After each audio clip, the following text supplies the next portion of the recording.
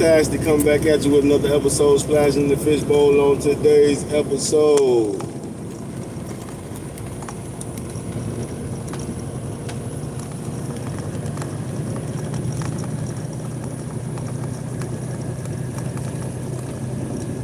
Something new, something better. I don't know what it is, but you just gotta believe God for it, and time, and have patience. And don't try to rush it, and don't try to rush nothing. Take your time with everything, slow it down with everything.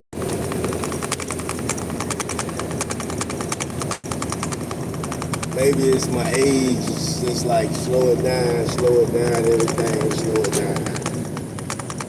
So we in slow-mo right now. Slow motion is better than no motion, and we're gonna keep coasting, all right? We're in slow motion right now. That's what we're doing. Okay?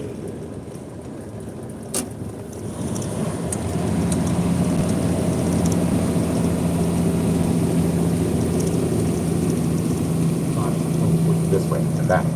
Part of her was disgusted by the aggressive touching, but her mind was on her money, so she played the game and accepted their offering. From the corner of her eye, she spotted Brickhouse near the bar, whispering in the ear of a dude with long dreadlocks. Her eyes landed on Portia, and she watched her intensely as she made her way through the room.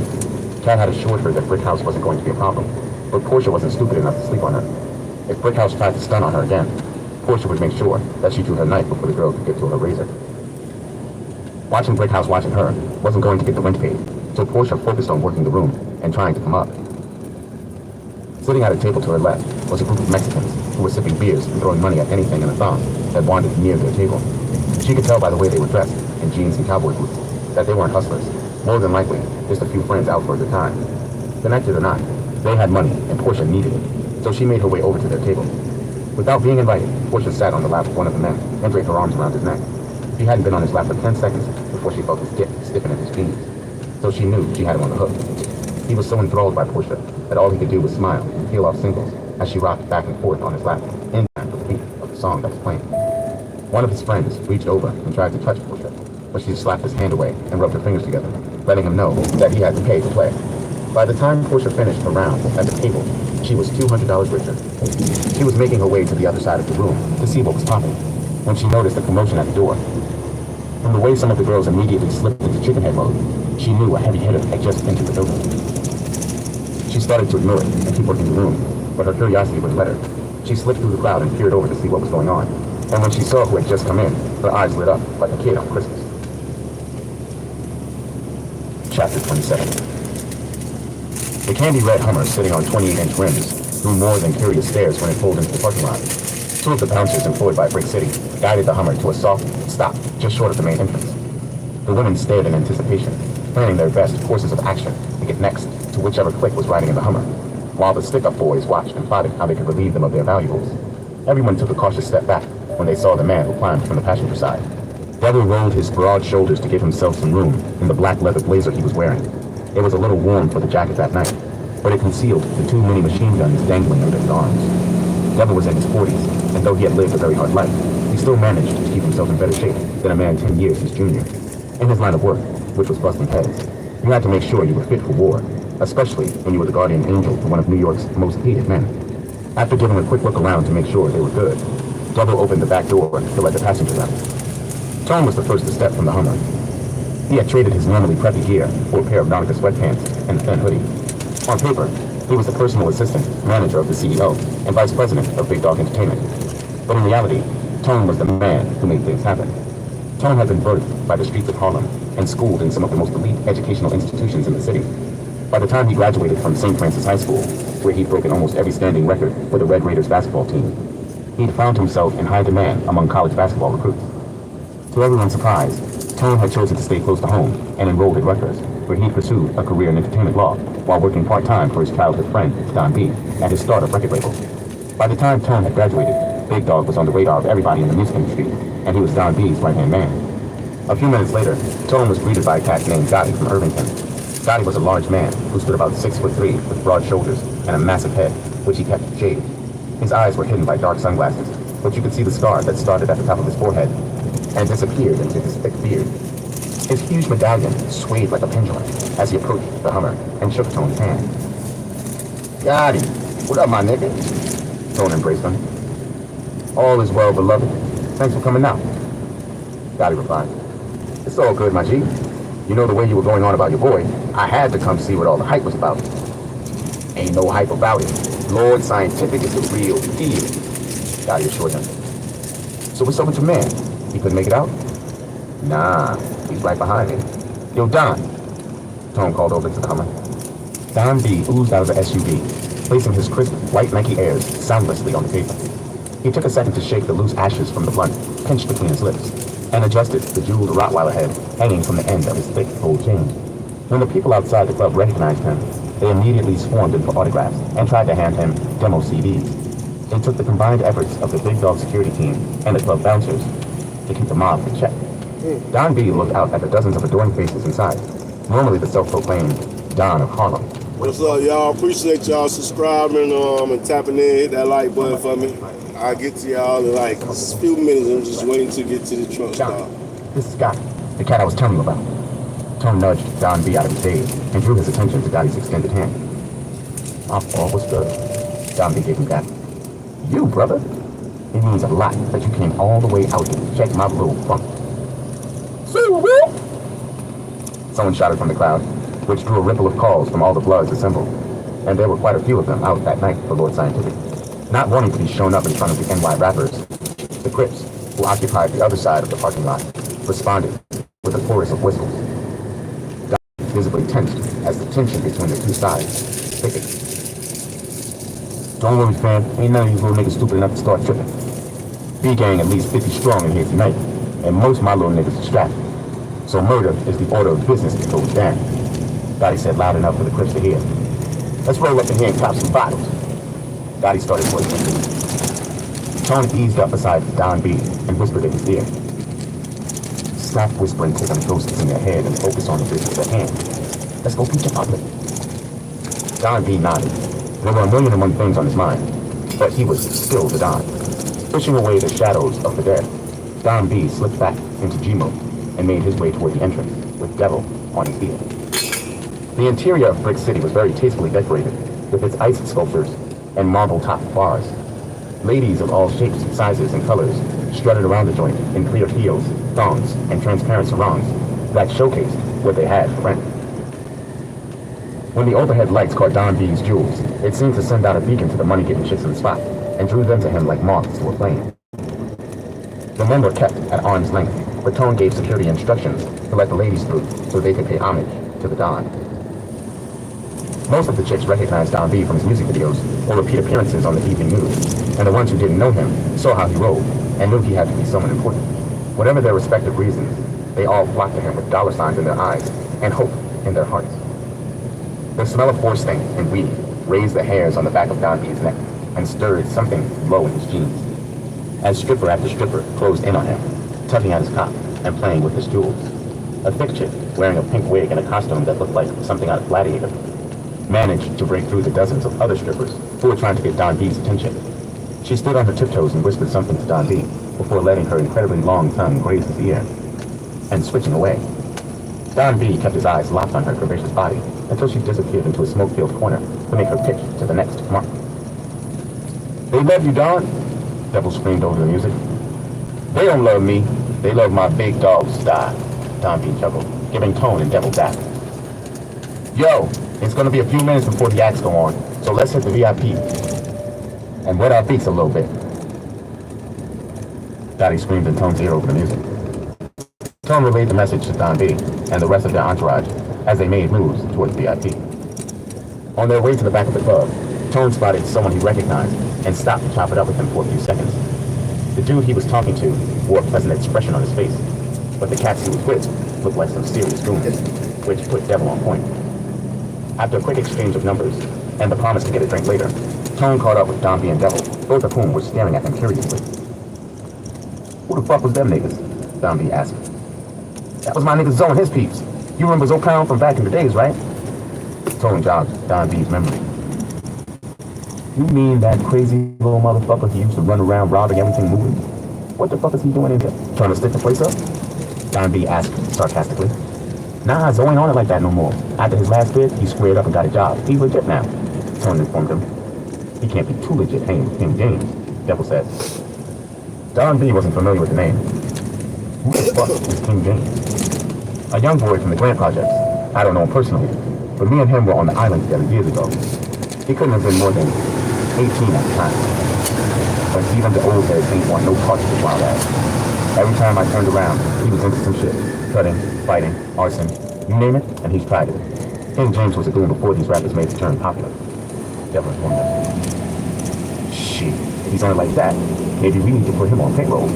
Nothing joke. Good luck. The last nigga who tried to offer him a job ended up in the emergency room, getting his jaw wired. Stay away from that kid, Don, because I hate to have to kill him. Violence is the only language an ignorant nigga like him understands, Devil said seriously. Well, I can't speak for that King James cat, but so is my little nigga, and I invited him to the VIP to have a drink with us. So be easy, Devil. Tone told him. Your invitation, your problem, Tone. Just remember what I told you about the dude. Devil stalked off. That nigga is way too paranoid. Tone shook his head. Well, his paranoia has kept me in one piece all this time, so I trust his judgment. Now let's go sip something. Don B threw his arm around his friend and caught up with Fruit. The more I see you work, the more I like you, kid, Kat said to Portia. She had shed her street clothes and was now wearing a see-through one-piece that was decorated with black paw prints. What are you talking about? Portia gave her a devilish grin.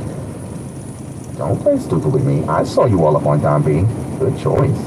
Kat nodded in approval. I don't choose. I get chosen. Portia cackled. Whatever, bitch. I just know when you make your way up to the VIP to cut into that nigga, you better take me with you. I heard all them cats from Big Dog are handling major paper. We'll find out soon enough. Portia gave her a high five. Say, what happened to your little friend? I haven't seen her since we got here. Kat asked. She's over there by the bar. Portia nodded to where she had left her at the bar. Sahara was still sitting there, but there was a dude in her face grabbing her by the arm and barking on her. Sahara looked scared shitless. Oh, hell to the knob. Portia began taking her earrings off. Calm down, P, and let's go get security to handle this. Kat urged her. You could go find security. I'm about to go see about my homegirl. Portia stormed off toward the bar, Kat sighed, and fell and stepped behind her. King, that ain't what it looked like. Sahara tried to explain. Do I look stupid to you, Sahara? King James questioned. I spend my bread to spring you and your homegirl from jail and catch you shaking your ass at a strip club a few hours later. What the fuck do you think it looks like? King, you're fucking. I keep trying to tell you that I ain't in here stripping. I just came with my homegirl to keep her company. Sahara, I ain't just start playing this game. 9 times out of 10, if a bitch is in a strip club, she's stripping. Well, I'm not. And while you're busy pointing fingers, what the fuck are you doing here? You told me you couldn't chill with me because you had to handle business. But your ass is in here tricking? Sahara shot back.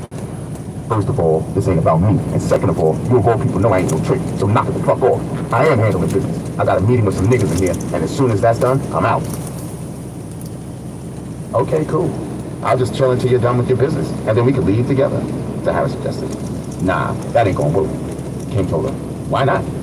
Because I said so. As a matter of fact, why the fuck am I even standing here going back and forth with you? Take your ass home and I'll come by later. I caught a ride here with somebody. And besides that, I just can't leave my homegirl like that, Sahara told him. King James wanted to spaz on Sahara, but he knew that if he did, he'd end up spending half the night arguing with her, so he ran game. Listen, this ain't a good place for you to be tonight. Some shit may go down, and I don't want you being poured a food for you, girl. He stroked her cheek affectionately. Check it. He pulled out his bankroll and peeled off $200. And she covered your taxi back to the city and be enough for you to pick up some tip on the way. Go home, and I'll promise I'm gonna come spend the night with you so we can bring in my birthday together. This brought a smile to Sahara's face. Do you mean it? Of course I do, Mom. King had almost sealed the deal when Bush and Cat rolled up on him like a vice squad. Everything good over here, Sahara? Portia was speaking to a friend, but glaring at King James. Who the fuck are you supposed to be? King looked at her comically. You don't know me now, but if you keep trying to manhandle my friend, you're gonna get to know me. Portia shot back. Damn, baby. You're a feisty one, ain't you? Sahara, if you really want to get me something nice for my birthday, then bring this little motherfucker home with you. King joked. Why don't you stop being such a dick? Sahara rolled her eyes. Everything is good, Portia. This is King. Sahara said, making the introduction. So this is the infamous King James, huh? Portia looked him up and down, and her face said that she wasn't impressed. Yes, this is him. Listen, Portia, I hate to flat leave you like this, but I gotta go back to the city, Sahara told her. Why? Is everything okay? Portia asked. Yeah, everything's cool. She's just gotta get my birthday present ready. King James answered for her. Ain't that right, boo? He slapped her on the ass. I'm sorry, Pete, Sahara said. She was clearly embarrassed by the whole situation, and the way King James was openly eyeballing Portia and Kat. Don't sweat it. I know how it can be when duty calls, Portia told her. How you gonna get back to the city? King gave me some bread, so I'm gonna hop in a cab. Sahara held up the $100. You sure, Mom? Yeah, Sahara said, sounding unsure of her decision. Okay, I'll see you back at the crib. Portia gave her friend a tight hug. You make sure you text me to let me know you made it in safe, okay? I got it, Sahara assured her. Come on, little Ma. I'll have one of the bouncers make sure you get in the cab safely. Kat took Sahara by the arm and led her toward the exit, leaving King and Portia alone at the bar. So, you're Sahara's other roommate, huh?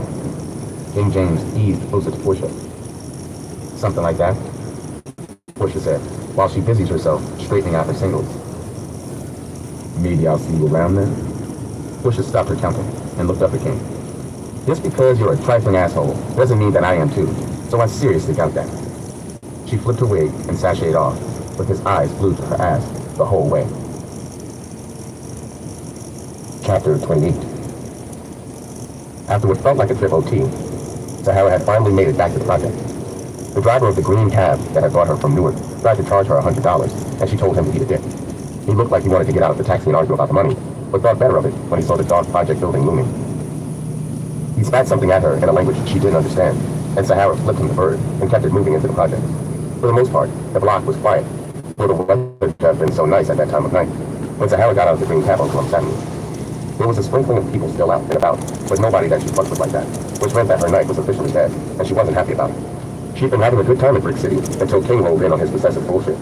Sometimes Sahara thought it was cute when King laid down the law, and made her feel special that he was actually concerned enough about what she did and where she went, instead of like a jump-off, which is what she felt like sometimes.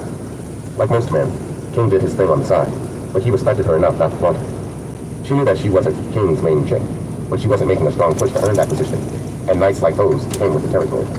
She'd been impressed and proud of Portia at Brick City. They had worked together at a few clubs on the New York circuit, so Sahara knew Portia was loud. But there was something that stood out about her at Brick City that Sahara had never noticed before. In addition to being a bad chick, Portia had the ability to capture the attention of a whole room without even trying, which made her a natural at the art of seduction. Sahara had done well for herself on the circuit too, because of her exotic good looks, but she had never had the confidence that she saw in Portia. Sahara knew her girl was having a ball at Brick City while she was going to find a DVD swap, so she'd have to be content with getting all the dirty details from Portia when she came home later that night. As she was going into the building, Levi was struggling to get out. He had a computer monitor in his hand.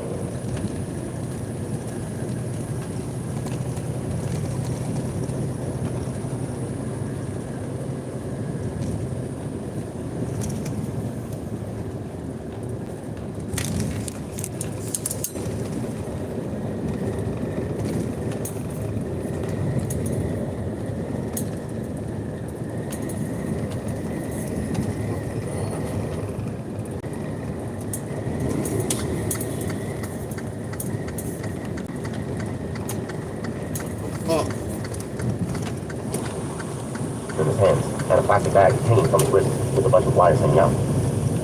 Damn, what's all that? Sahara asked, holding the door for Levi. Thanks. Levi stepped out. Just some stuff I brought off the scaffold from the ninth floor.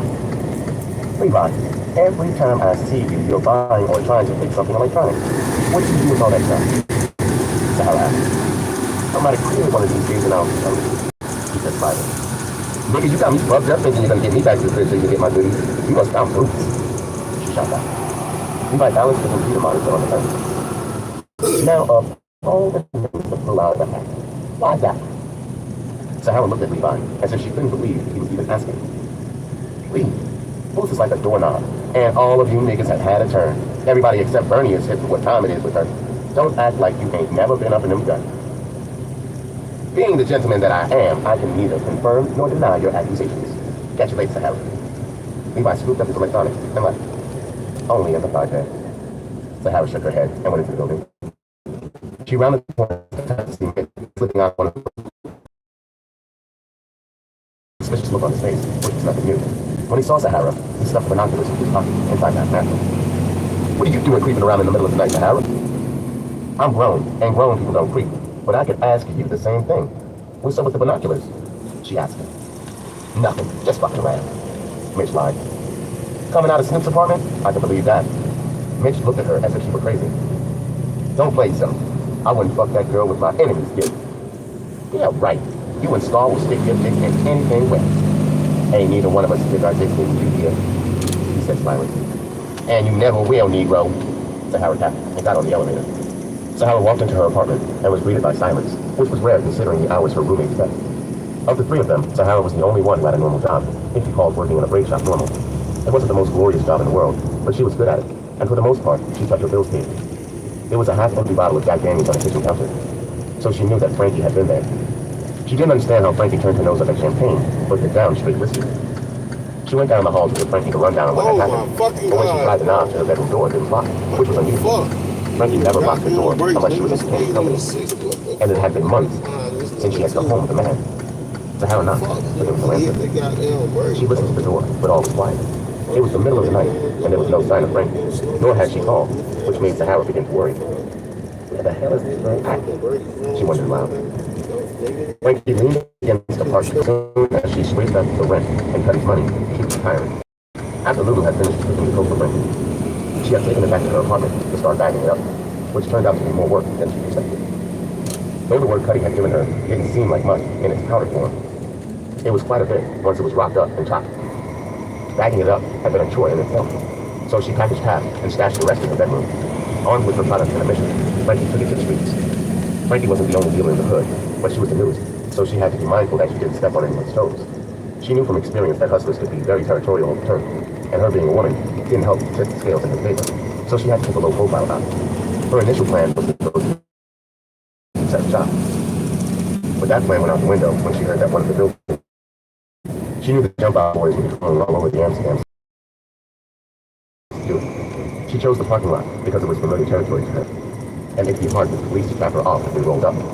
For an extra piece of rock, Lulu had agreed to route some of her friends to Frankie's location, so she was all set. Now all she had to do was get her product off without getting locked up.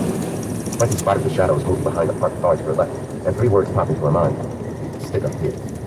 She quickly moved to the glass where she had her pistol case and prepared for battle.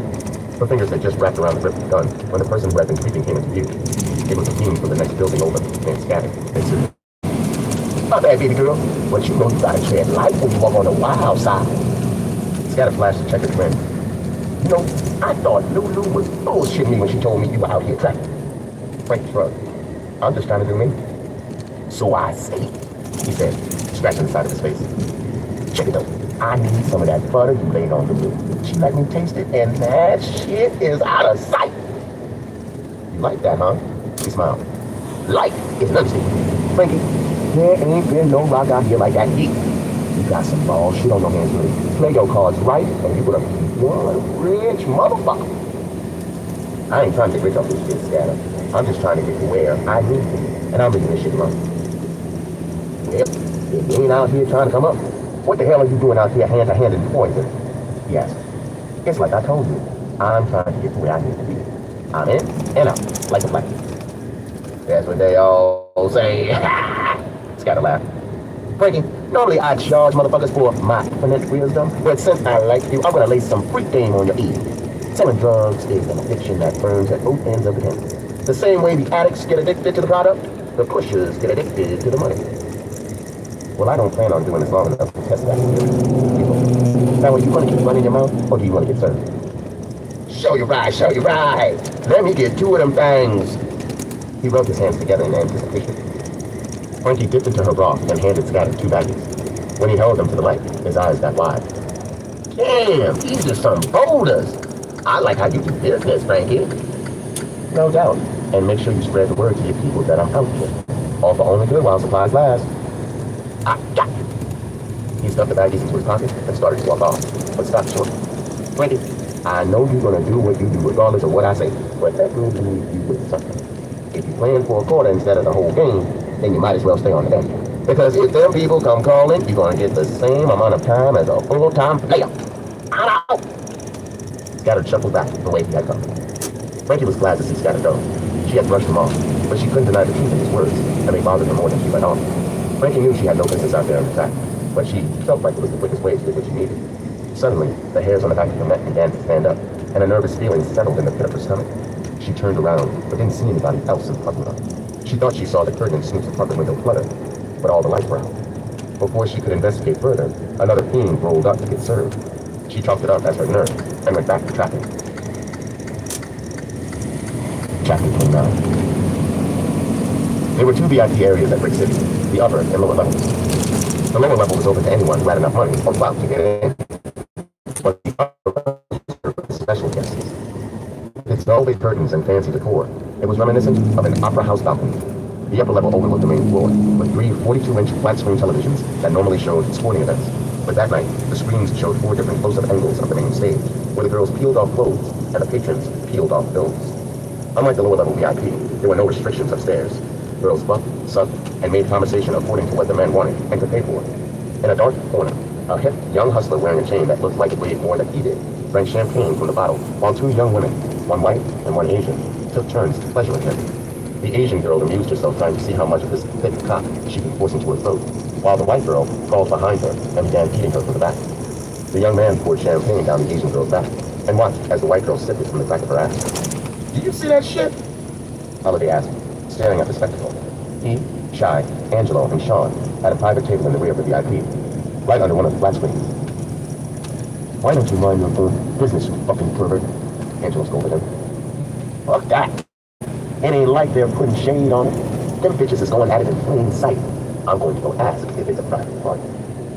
Holiday made to get up, but Shy grabbed him by the arm.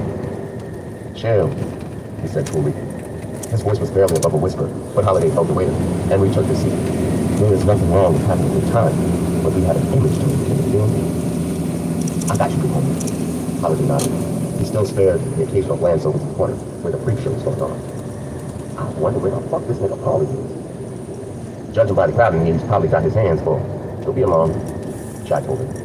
Holiday and his youthful impatience could be frustrating, but Shy tried not to be as short with him as Angelo was, because he understood him. It wasn't that long ago that Shy had been the impatient youngster of the crew who needed a guiding hand. "Look at this nigga here." Swan cracked a smile when he saw Don B and his team enter the VIP. Angelo frowned. "What the fuck is this, an episode of Gangland?" "Chill out, Angelo." Swan stood up as Don B neared their table. "What's poppin', homie?" Don B peered over his sunglasses and smiled when he recognized Swan. "Oh, shit, what it do, blood?" Don B greeted him with a complex handshake. "Do whatever I tell it to do. That's the life of a bald nigga," Swan boasted. "No, you're right, B. Yo, Devil, you remember Swan, right?" Devil scrolled through his mental Rolodex and placed the name with the face. "What's poppin', little homie? What should I say? Big homie now." Devil cut his eyes to Shy. "Ain't shit, B. Out here trying to live like everyone else," Swan told him. "The way I hear it, you're living real good." Devil gave Swan the once-over, paying special attention to the heavy chain around his neck. "But your work eventually pays off for some of us," Swan shot back. He and Devil were from two different generations of the same set, but had never quite seen eye to eye. Swan represented the new regime, while Devil was a walking reminder of a bygone era. "Shy cloth, right?" Dottie asked. Shy looked up at him with a blank expression. "That all depends on who's asking. Do we know each other?" "Nah, we don't know each other. But we know some of the same people. My homies Lil Red and Deep put in some wicked peoples a while back." Dottie name dropped, trying to cut into Shy. Shy shrugged his shoulders. "Sorry, but I don't know them guys, or what you're talking about. It was nice meeting you, little man." Shy turned his attention to the screen to watch the floor show. Dottie felt slighted and showed on his face. "It's like that, huh?" "Straight like that." Holiday answered the guy. For a long moment, he and Gotti glared at each other across the table. Sensing where it was about to go, Swan interjected. "Don, it was good seeing you, my G. You gotta hook up to him." Don B immediately picked up on what Swan was doing. For sure. Don B dapped him up. "Come on, fellas, let's head over to our table." Don B's group was selling stepped behind him. Gotti and Holiday continued to shoot daggers at each other, but nobody made a move. "I don't like that one-eyed motherfucker," Angelo said, once Gotti was out of earshot. "Neither do I," Shy agreed. He was either wearing a wire or dumb as hell. Either way, I don't want him around him. Say no more, shot. He stepped wrong, and I'ma give you his kofi as a birthday present. Holidays had it in place. Where'd you disappear to? Larkin asked when King resurfaced. 1 minute he had been with the group, and the next he vanished, and they'd all been worried. I had to handle something right quick, King said in an easy tone. You was getting a lap dance from one of them fine honeys, huh? Dumb smiled. Nah, I saw one of my shorties in here and had to set her straight. King told him. You fuck with one of these strippers? Alonzo asked, surprised. He knew that King James was very particular about the kind of women he dealt with. You know better than that, Zoe. Just some little joint from the Keys and be explaining herself, so I sent her home.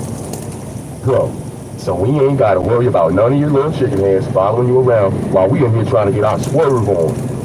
Dumped him. King twisted his lips. Come on, son. This is my court, and everybody in the kingdom knows where the places you heard. Zoe, where you know that kid from that you were talking to? Oh, that was my man Tone. He wasn't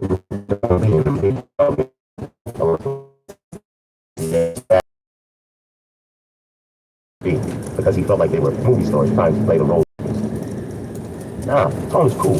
He invited us upstairs to get a drink later on. I said, whatever, King said. He wasn't big on handouts or on Don B. He didn't know Don B personally, but I'd heard enough about his exploits to know that he didn't like him or what he represented. Lakim tapped King's arm. You man? He nodded upstairs to the balcony where Shy and his entourage had just been seated. Yeah, I see him. King James zeroed on Shy. He was flanked by several men, and from their body language, he knew that they were strapped. Getting close enough to Shy to confront him would be a little trickier than he had expected. Suddenly, an idea sprang into his head. Hey yo, Zoe, let's go take your man up on that drink off. King marched through the pub, ignoring the strippers who were trying to get his attention, focusing on the man he had come to parlay with. One chick jumped in front of him and tried to drape her arms around his thick neck. King swatted her aside with a sweep of his powerful arm. They climbed the stairs to the VIP entrance, and their way was blocked by a beefy bouncer. Sorry, fellas, this is a private party. The big VIP is downstairs, so you're in the wrong place. The bouncer told him. King James locked eyes with him. Nah, we're in the right place. We were invited. My name's King James. Ask about me. I wouldn't care if your name was Prince Albert. I can't let you in here, fam. King James shook his head. I gotta give it to Brick City for their equal opportunity employment program, because all y'all niggas act like you just fell off a yellow bus. The bouncer puffed up. How about it? I bust you in the jaw, funny man. My niggas, if you even think about laying hands on my fam, I'm gonna snap you like a fucking twig. Dump stepped up. The bouncer was big, but Dump was bigger. Now, you can let us in so we can spin some bread and pop some bottles, or keep you in the dick. We pop you. King James folded his arms. How you want to do this, son? Fuck is good with your peeps? Dottie asked Don B once they were settled at their table. Who, Swan? He's a good nigga. Real street nigga. Don B told Dottie. Nah, not him. The pretty boy Shot. I can't call it, G. I met his pops a few times, but I don't know Shot. Well, he might have a little respect with him being so far from home. Dottie said. Devil laughed. Shy is a busy little fuck, but he's still the boss of bosses. The boy's protected from on high. He's untouchable. Everybody was touchable, Dottie said. Fuck all that suicide talk. Where's your man, Lord Scientific? Now be cut in. He should be here in a few. I spoke to him a little while ago, and he said he's on his way from East Orange. While we're waiting, let's get some drink. Dottie waved one of the waitresses over and put in an order for 5 bottles of champagne. To the entrance of the VIP, where he noticed security exchanging words with a husky cat rocking a big chain. Fuck is good with these niggas? Tone looked over and recognized the man as King James. Oh, that's my man and his homies. Give me a sec. He got up and walked over. After a few quick words, security allowed King James and his crew into the VIP. Tone led them all. Fellas, this is my man Tone offered. Alonzo opened his mouth to accept the invitation, but King cut him off. Nah, it looks like y'all are in the middle of something, and we ain't trying to intrude. It's all good, Tone assured him. We appreciate the offer, but we're gonna grab a table and fuck with some of these bitches. We're looking out on that business for security, though. Let's motivate. Shy was sitting. Alonzo stood there for an awkward moment, not quite sure what to say. Sorry about that, Tone. Tone made a dismissive gesture. It's all love, Zoe. Don't worry about it. If you decide to take me up on that drink off, I'm here. For sure. Alonzo gave him that. Lap dance on me, though, you heard?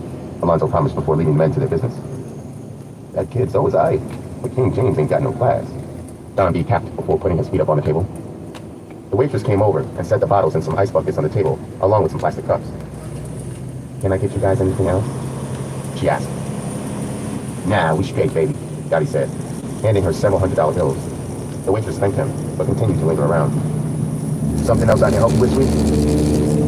I'm sorry.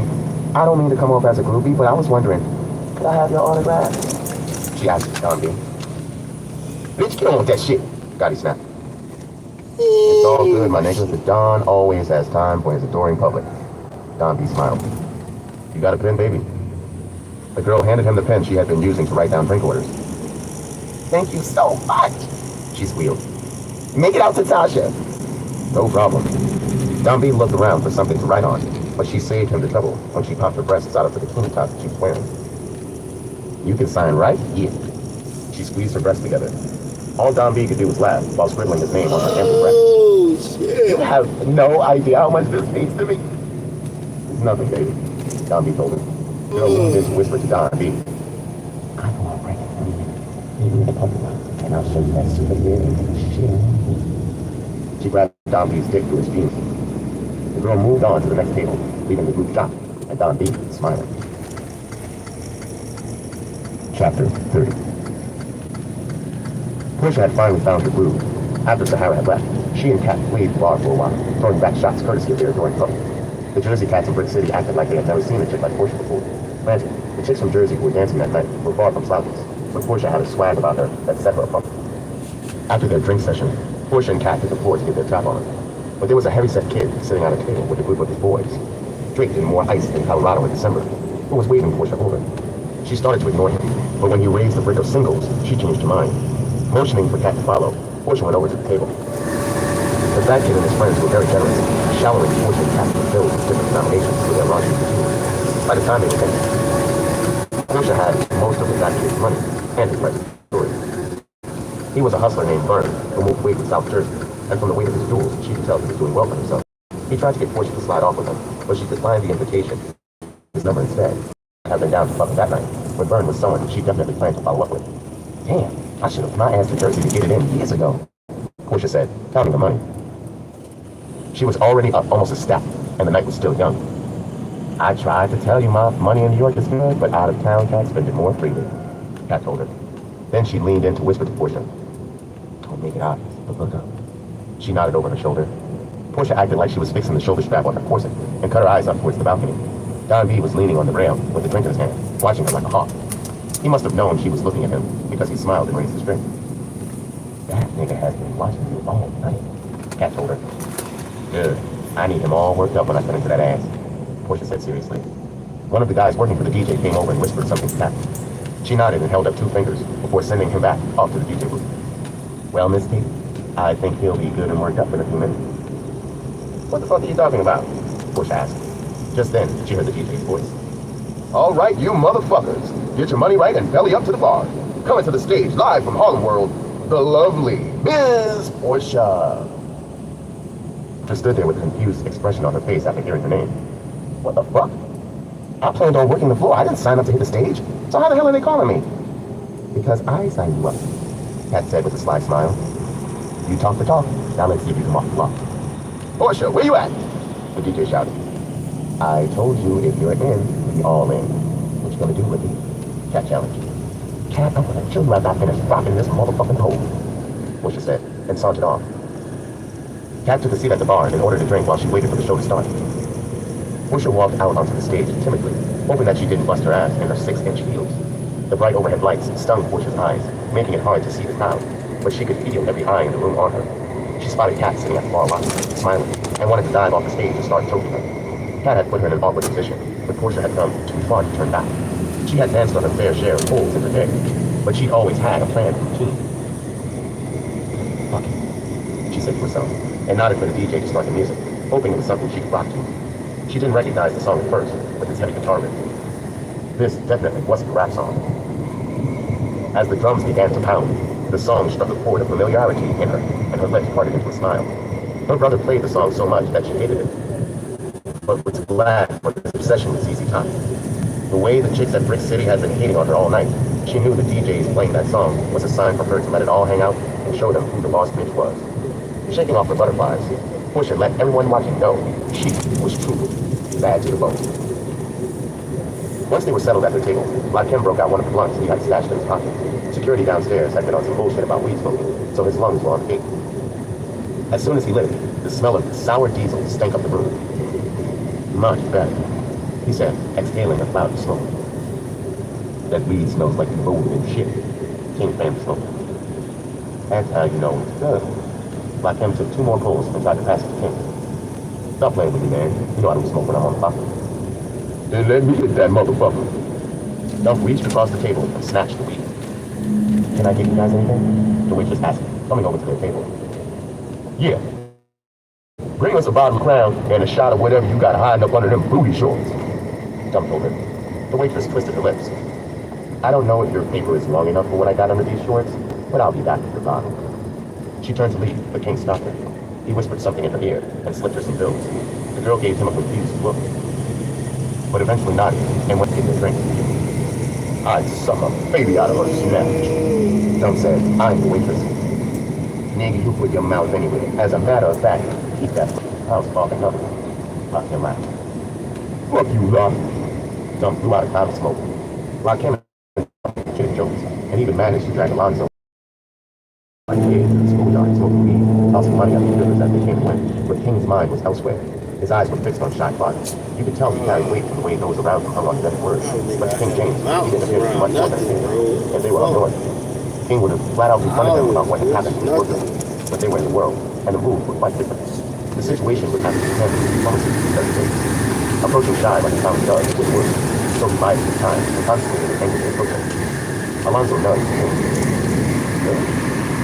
He had always been checking the scene. King waved his eyes on the taking a deep breath. To the buzzers. I'm like, it's just them. And then also, I'm getting adjusted. Well, I'm saying, feel free to let your head down like this. King put his arm around him.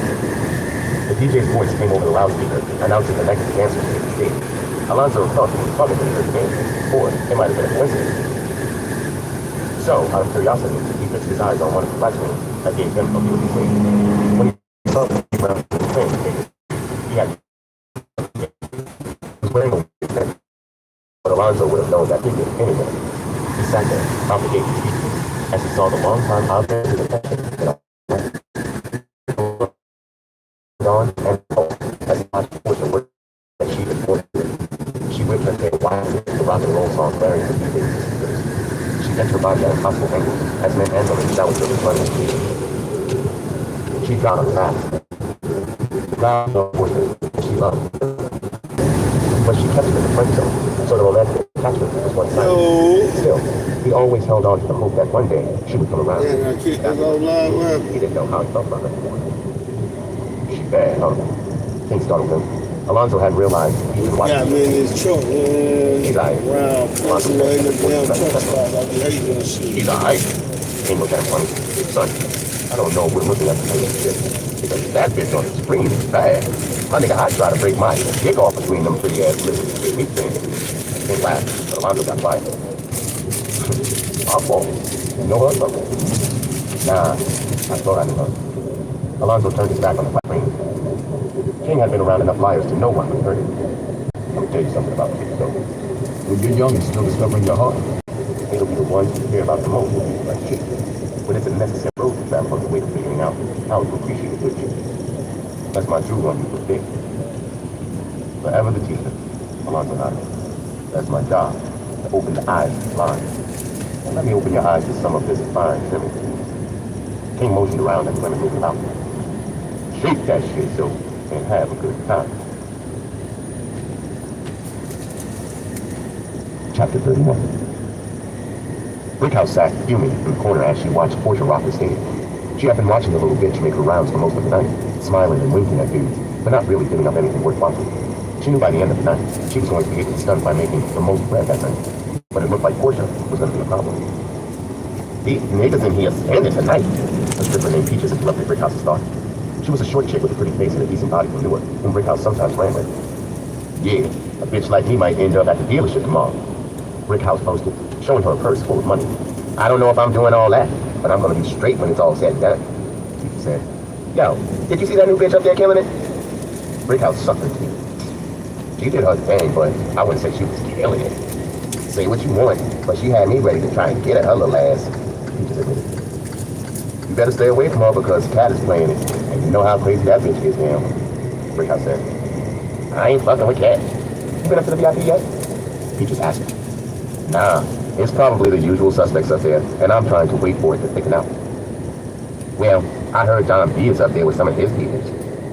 Brickhouse's head snapped around. When the fuck did he get here, and why are you just now telling me? I don't know when he got here, but I thought for sure you'd have known before anybody else. Peaches gave her a knowing look. Brickhouse and Don B had history. She had met him when she was working out in New York and given him the blowjob of his life. For 3 straight weekends, he had shown up at the strip club, and she'd gone home with him every night, and he had thrown bread around like it was water. Just on the 3 nights she had slid with him, she had cleared more than what she'd have made working at the club all month. If Don B was in the building, then she still had one more card to play. Come on, let's go upstairs and see what's good with the real players. Brickhouse motioned for Peaches to follow her. Brickhouse crossed the room and cleared the stairs to the VIP in record time in her high heels. The bouncer was leaning against the banister, smooth talking one of the other girls, when Brickhouse approached. What it do, Flea? Flea shook his head. It's a real gangster party in there, man. It ain't for the faint-hearted tonight. And I should feel right at home. Brickhouse strutted inside. When Peaches tried to follow, Flea stopped her. Come on, baby, you know the rules. A dub to me and some neck to home. He held out his hand. Flea, you ain't charged Brickhouse nothing to get in, and you gonna hit me up for 20? Peaches snaked her neck. Brick is family, and you're an employee. Now up that gun. As a matter of fact, give me 25 for trying to dry snitch. Peaches wasn't happy about it, but she gave him the money. You're a real asshole, Flea. She pushed past him. I'm an asshole who was $25 richer, thanks to you. He called after her. Don B was feeling good. He had a drink in one hand, a blunt in the other, and a chick on his lap. Scotty had really laid it out for the New Yorkers, making sure their glasses and their lungs stayed full all night. They were fine women, good weed and good drink, which was the only way the Don knew how to party. It had been a while since he had been out in the spotlight, and being back on the stage felt good. So, how are you enjoying the Garden State hospitality? Scotty asked Don B. This shit is lovely. Don B blew smoke into the stripper's waiting mouth. I can get used to this. And this is only the beginning, my nigga. Once we start getting money together, it's gonna get even sweeter. It's been a long time since Jersey had a rapper step out in the limelight, and I know Big Dog could do that for my man Lord Scientific. We don't do nothing but create stars with Big Dog, homie. Don B took a toke of the blunt. From what I heard on the CD y'all sent over, he's definitely got some lyrics. But in this game, you need more than lyrics to make it to the top. It's about your presentation. The ability to captivate people is the one thing all future stars. I think after you see his stage show tonight, you'll agree that my man leaves a lasting impression. Scotty assured him. Before the conversation could go any further, Brickhouse walked up. Every man sitting at the table had his eyes glued to her ass when she moved. What's poppin', Big Dog? She stood over Don B and the girl who was giving him a lap dance. Don B took a second to peer over the shoulder of the girl who was sitting on his lap. He looked at Brickhouse over his shades and nodded in greeting, chilling, and went back to his lap dance. Brickhouse felt slighted, and her face set it. She tapped the stripper on the shoulder. Shorty, take a break for me. The girl looked like she wanted to protest, but thought better of it than like. What's good, Don B? Everything was good until you broke up my groove. Good with that? Don B adjusted his pants. I'm saying, I thought you could have at least called a bitch if you were coming to Jersey. You know these are my stomping grounds. Brickhouse said. Oh, you're from Jersey. That's what's up. Don B said in a very disinterested tone and poured himself another drink. What's good, Shorty? You shaking and running your mouth. You're holding up traffic. Tone motioned toward the other girls, who were swinging them like vultures. Be easy. Me and Don B know each other, Brickhouse told him. Tone looked to Don B for confirmation, but he sat there like he had no clue what she was talking about, which angered Brickhouse. Word, you just want to sit there like you don't know a bitch on your Hollywood shit? Shorty, I meet a lot of women in my travels. Your face looks familiar. I can't remember the name. Don B shrugged. Brickhouse folded her arms and looked at Don B in disbelief that he was playing her to the left. Oh, you don't screaming my fucking name when I was riding you at that motel in the Bronx. Oh, okay. I'll fuck you at a motel in the Bronx? That really narrows it down. Don B laughed, and so did his crew. Go ahead, let me see what you're working with, and I'll scream your name all night long. Double wave some singles at her. Listen, boo, me and my man's over here handling business. You ain't trying to shake it, you need to keep pushing. Dottie said, not bothering to hide his irritation with Brickhouse. Brickhouse felt like a wet food stain when she was being brushed off by the celebrity in his face and tried to jog Don B's memory, but she wouldn't play herself like that in front of Peaches. I hear you talking that shit, Mr. Boss Baller. Her eyes narrowed and slipped. I'm gonna remember this shit, Don. Baby, you can write it down if you need to, he shot back. I'm gonna see you around, nigga, she warned as she walked away with Peaches in tow. I doubt it, Don B called after her. He shook his head and turned back to the group. You slip a bitch a little cock on a drunk night, and they act like they got standing. Fuck out of here. Yo, one of y'all niggas roll something up and bring me a bitch. I'm trying to keep this fucking cock. Chapter 32.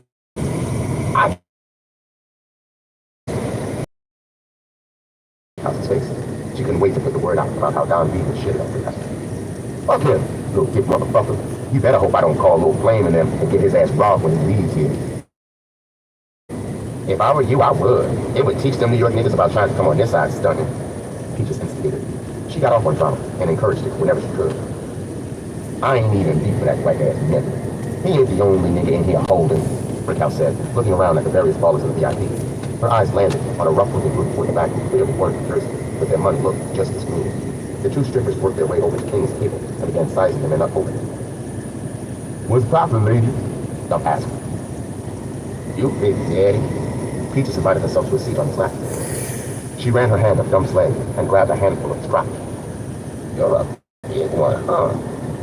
You better believe it. Dump don't do small, he boasted. Why do they call you Dump? Because you like to eat? She asked, rubbing his large belly.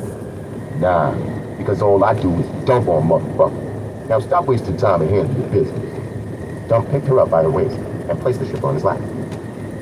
I think I'm gonna like you, she did. You wanna dance, boo? Brickhouse approached Alonzo.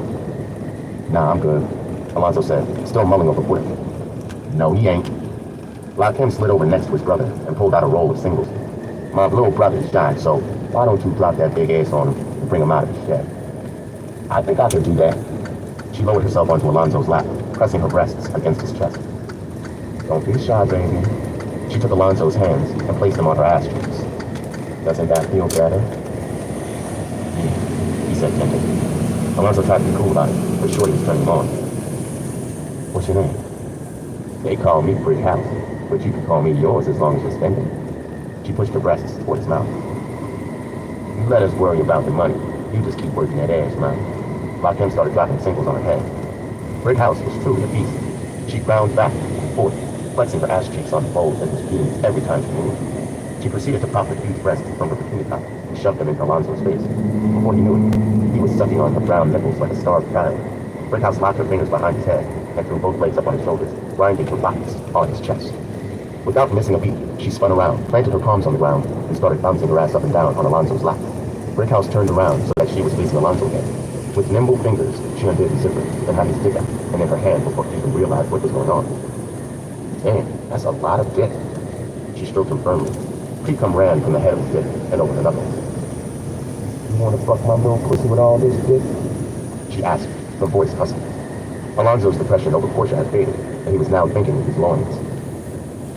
Fuck, how much? Give me 200, and I'll get you ready. That's kind of steep, sis. Alonzo had only about $200 on him, and he hadn't intended on blowing it all in one shot. Brickhouse took Alonzo's hand and slipped two of his fingers into her pussy. She was dripping like a faucet. Stop acting like you don't want to change these walls, damn. She then took his fingers and licked her juices off them. You tortured my man enough. King James interjected. He counted out $200 and gave them to Brickhouse. Who'll take care of my family? Brickhouse grabbed Alonzo by the hand and led him deep into the recesses of the VIP, where there were thick, black curtains hanging from the wall. Alonzo gave King James the thumbs-up sign before disappearing behind the curtain. Brickhouse led Alonzo through the curtains and into a smaller room that was connected to the VIP. It was too dark for him to really see what was going on, but from the stench of sex and the moans he could hear in the shadows, he didn't need his eyes to see what was going on. He thought Brickhouse was going to fuck him there, but she led him further still into the recesses of the room to a door marked emergency exit. She pushed the door open, and a cool gust of wind washed across them from somewhere at the bottom of the stairs. It's good. I thought we was going to get it on, Alonzo asked suspiciously. We are, Brickhouse assured him. We can handle our business out back, so I ain't got to worry about none of these nosy bitches in my midst. She tried to pull him by the hand, but Alonzo jerked away. Shorty, I ain't trying to fuck outside. Look, the motherfucker who owns the club be on some bullshit trying to tax us for 50% if we get caught turning tricks in the club. So sometimes we go out back. It's a dead-end street, so we ain't got to worry about no traffic coming through and interrupting. I don't know, Mom. Brickhouse pressed against him and grabbed his hand, slipping it into the wetness. Come on, baby. I need you to put this fire out. Don't do it like that. She sucked on his neck. Every ounce of common sense Alonzo had told him that it was a bad idea, but like most men his age, he was thinking with the wrong head. Aye, let's go. But you need to come down off that price sum, being that you're making me fuck you outside. Since I like you, we can negotiate. Don't worry, boo. I'm gonna make sure you remember this pussy for a long time. She led him by the hand through the door, at the bottom of the steps, and out into the alley. Brickhouse wasted no time getting down to business. She shoved Alonzo against the wall and began licking his ears and around his neck, while prying the spit from his pants. That feels good, don't it? She jerked his ear. Yeah, that's nice. Alonzo closed his eyes. The best is yet to come. She dropped her purse to the ground and knelt on it, so as not to scuff her knees on concrete. She circled her thumb and index finger around his shaft and stroked it gently while fondling his balls with her free hand. She clamped her lips around the head of his dick and inhaled gently, drawing a low whistle from Alonzo. Gradually, she opened her mouth wider and slid it farther down the shaft. When she came back up, she let her saliva run freely down his dick until it was good and wet. Every time she bobbed down on him, she let his dick slip farther and farther into her mouth, until his dick had completely disappeared and her tongue touched his balls. Damn, you're trying to make me nut, Alonzo said, moaning. Nah, you ain't getting off that easy, she told him while stroking his cock aggressively. Brickhouse produced a condom and rolled it onto his rock-like dick. Brickhouse got off her knees and braced herself against the wall with one hand. She moved her thong to the side and hiked her ass up. Get in this pussy. She spread her lips. Alonzo looked around cautiously to make sure nobody was looking before sliding up behind Brickhouse. She was so wet that he missed his target 3 times before hitting his mark. Brickhouse's pussy was so warm and tight that Alonzo stood completely still, letting her soak it.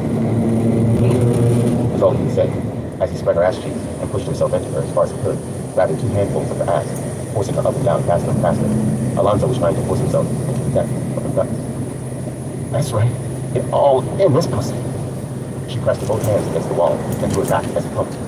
Alonzo grabbed a fistful of her weed and started going to town on her, slamming his dick in and out of Brickhouse as hard as he could. But no matter how hard he stroked, she begged him to fuck. Alonzo had kissed quite a few women in his day, but Brickhouse pushed his hands down the best he ever had. He felt his legs start to buckle as he closed her close to climaxing. Abandoning his grip on her hair, Alonzo locked both his forearms under him, lifting Brickhouse off him. His face twisted into a horrible mask of pleasure and pain as he emptied himself into the condom. He felt like the cum would never stop spilling out of him, and when it finally did, he slumped against her with his forehead on the wall. The night was silent, except for the sounds of their heavy breathing, but the silence was interrupted by the sound of someone chambering around into a pistol to his reach. Now that you've got yours, give me mine. A voice demanded from behind. Alonzo didn't have to turn around to know what was happening to him. Right, bitch, he grunted as the Brickhouse slid from beneath him, leaving him standing there with the condom hanging off his dick. Ain't nothing personal, boo, but it's like I told you earlier. I need all my chips. Brickhouse went to stand near the robbers. Turn around real slow, don't try nothing stupid, a gunman ordered him. Alonzo turned around to face his robbers. There were 2 of them, both wearing masks and both armed. Just be easy, my nigga. Y'all can have all this. Alonzo went to reach into his pockets, and his head exploded in pain as the gunman hit him with a hammer. Alonzo stumbled into the wall, but kept his footing. Didn't I tell you not to do nothing stupid? The gunman pressed the hammer to Alonzo's forehead. But Brick, get this nigga's pockets. Brickhouse cautiously moved to Alonzo and began rummaging through his pockets. Shitting where you live is never a smart thing, baby girl, Alonzo warned her. Shut up before I shit on you. Brickhouse pulled his money out and began counting it. Nigga, all you got is $200, and you was up in there like you was balling out with your peoples? I should have tried to get your man with the ice out here instead of your broke ass. King would have killed you on the spot. A nigga like me, I'm gonna wait until later so I can take my time with you, he said seriously. You pop a lot of shit for a nigga on the wrong side of a pistol. The gunman jabbed the gun into Alonzo's chest. When he did, it hit against something that sounded like metal. The gunman yanked the front of Alonzo's shirt down and saw a thick link around his neck. Run that too. Alright, just be easy. I don't want no problems, dude. Alonzo slowly reached for his neck. Seeing that he had Alonzo under pressure, the gunman relaxed, which was a big mistake. Instead of removing the chain, Alonzo went for the 2 razors he had taped to his collar. In one motion, Alonzo jerked his head to the side and brought one of the razors down across the man's forearm, opening a vein. The gun went off, missing Alonzo's head, but damn near deafening him, being fired so close to his ear. Ignoring the pain, Alonzo lunged, swinging the razors. His hands were a blur as the two small blades opened up gashes on the gunman's face, neck, and chest. Unfortunately, none was a killing blow, but they were enough to take him out of commission long enough for Alonzo to try to reach the second gunman. The second gunman fumbled with the slide on his gun nervously as Alonzo closed the distance. From the looks of things, he was an amateur, which was good for Alonzo, but bad for him.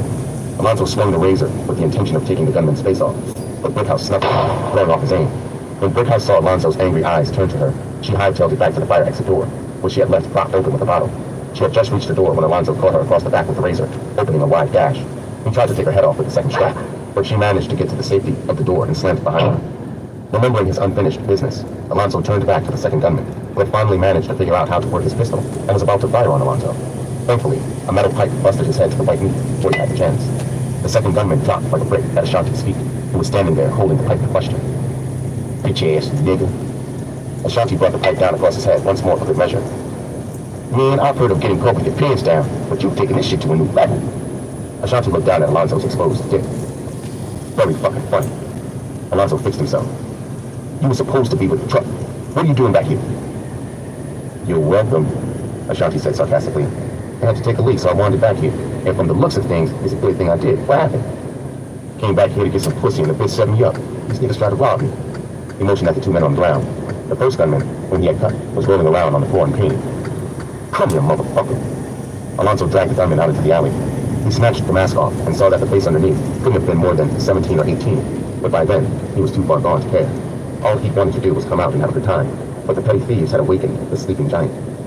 You tried to take my money, so I'm gonna take your face. He hit him with the razor. Alonzo didn't stop cutting the kid until his arms were tired, and the boy's face looked like an old pack of hamburger meat. You ain't gonna like the fact that we dropped two bodies outside his meeting, Ashanti said, looking over the bloody men. Right now, I don't care who likes what. Them niggas violated. So what do we do now? Clean the mess up? Ashanti asked. Fuck them niggas. Leave them for the rats. Alonzo spat on the robber.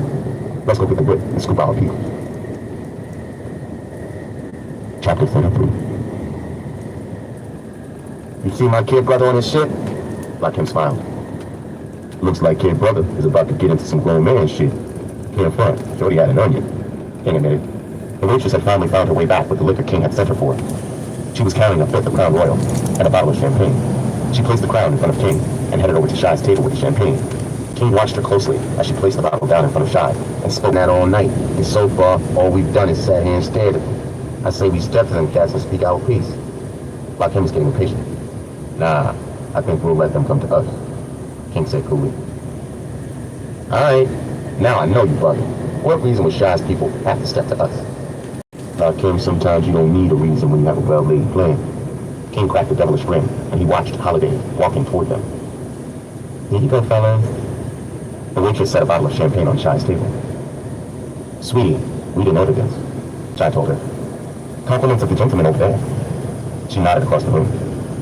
Shy looked to see where she was pointing, and saw a black guy sipping a bottle of water. He was watching Shy, but it was more of a curious stare than threatening. Tell him thanks, Wyndham.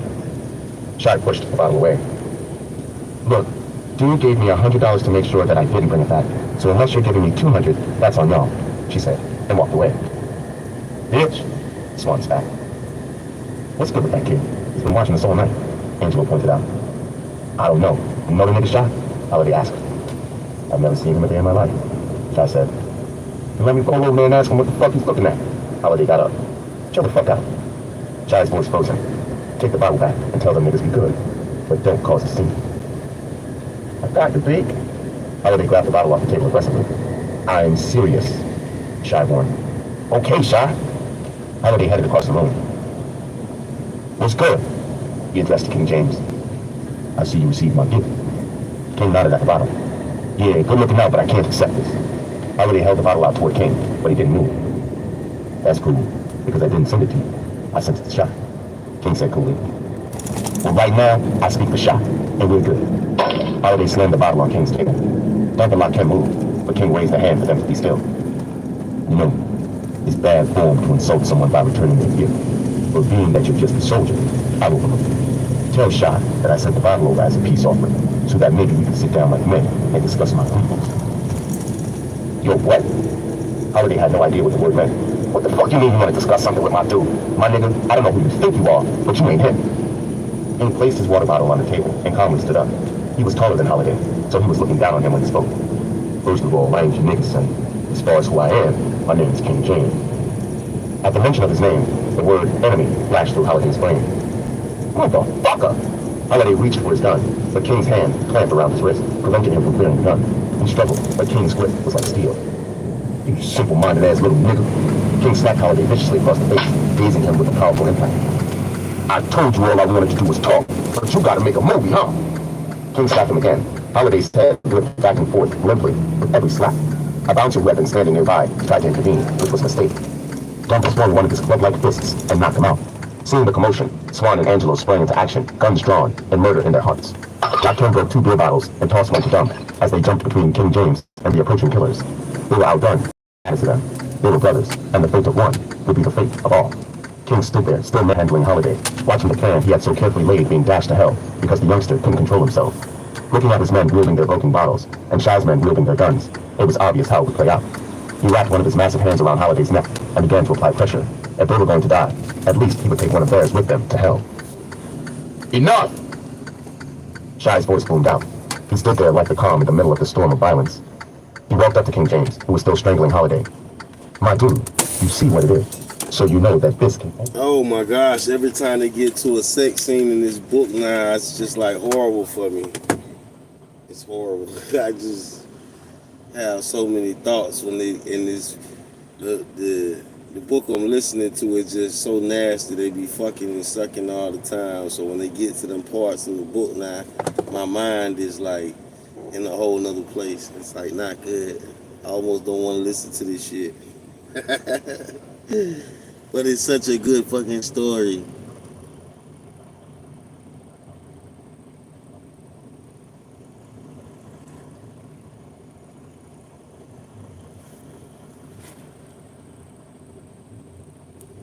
Yeah, such a good fucking story.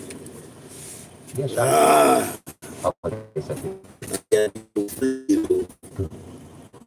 I smoothed the way.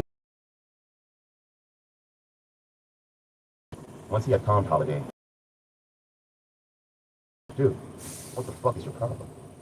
Shot, it's like I was trying to tell you, little man, I only wanted to talk. There was no disrespect intended. King told her. Who the fuck are you to want to talk to me about anything? You cause a scene in my friend's club that could send us all to prison if the police were called.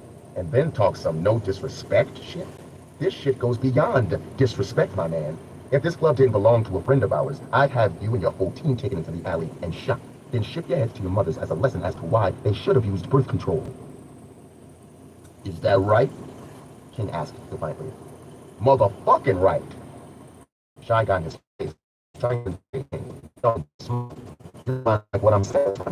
Am I a joke to you? Nah, you ain't no joke, Shy. You're the boss. King said in a less than sincere tone. Then wipe that fucking smile off your face, Shy ordered. Look, Shy, I ain't trying to go back and forth with you, son. I got something I need to holler at you about right quick. Then we'll be on our way. King said, finding himself increasingly irritated with the way Shy was talking to him. He wasn't sure how long he'd be able to keep himself from taking a swing at him and making the situation worse. Blood, you got a problem understanding English? Swan stepped up. Ain't shit to talk about. Now, why don't you and these project niggas you brought in here with you get the fuck out of here while you still can? Okay, this says something about Hershey ice cream. I just had to for a minute because they were having too much sex in the story and it was bothering me.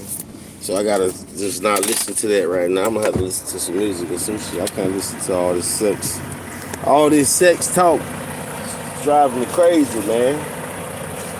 Like, and she took him into her mouth, and she breathed in until her tongue was on his nuts. It's like, what the fuck? Hell, tripping out here, man. Oh man, I think we got like a couple more miles for the goddamn truck stop. We got a couple more miles for the truck stop. We're gonna shower and maybe nap. Or nap and maybe shower in that order. Take a nap, midday nap. God, it's so good. We can take a midday nap because ain't no rush. We so early. We can take a midday nap and still be 7-8 hours early to the drop. Millionaire mission. I am slipping because I ain't got no product in my hand right now, bitch. I'm tripping. I don't feel like really talking to too many people right now anyway, but I just want to see what kind of ice cream they got and maybe get some. I needed a break from that that story. That story was crazy. Freaky ass stories. I gotta start listening to all this freaky shit now. I can't be. It's making me sick to my stomach. Listening to this freaky shit.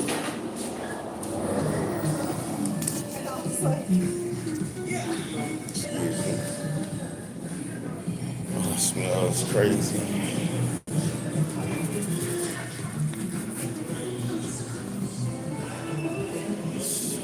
That's what we got right here.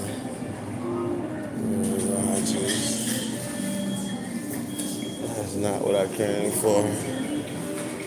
Or maybe this was it. Oh, this is not it. Yeah, something about Hershey ice cream. But I don't see that place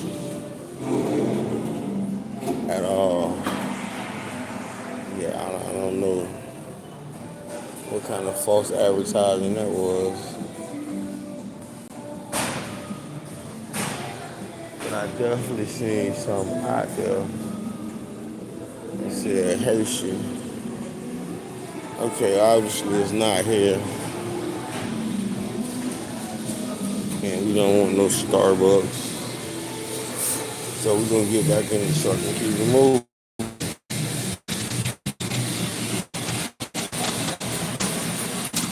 If it was super capped out, they ain't got no Hershey ice cream.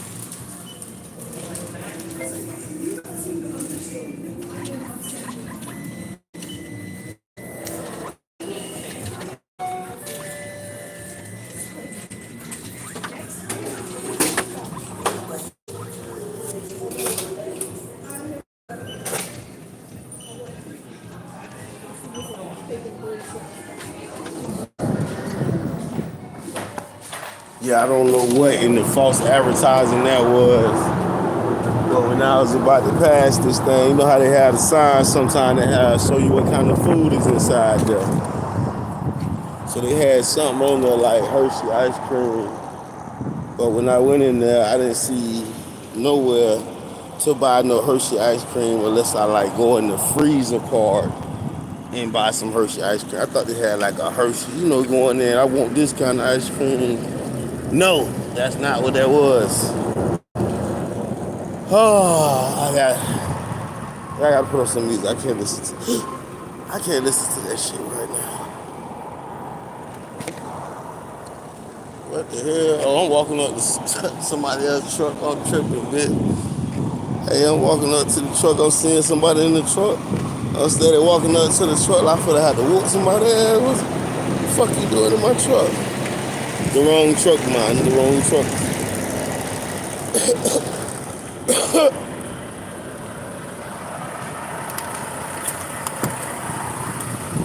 That's crazy work, man. Walking up to the truck, thinking somebody in your truck, and it's the wrong truck.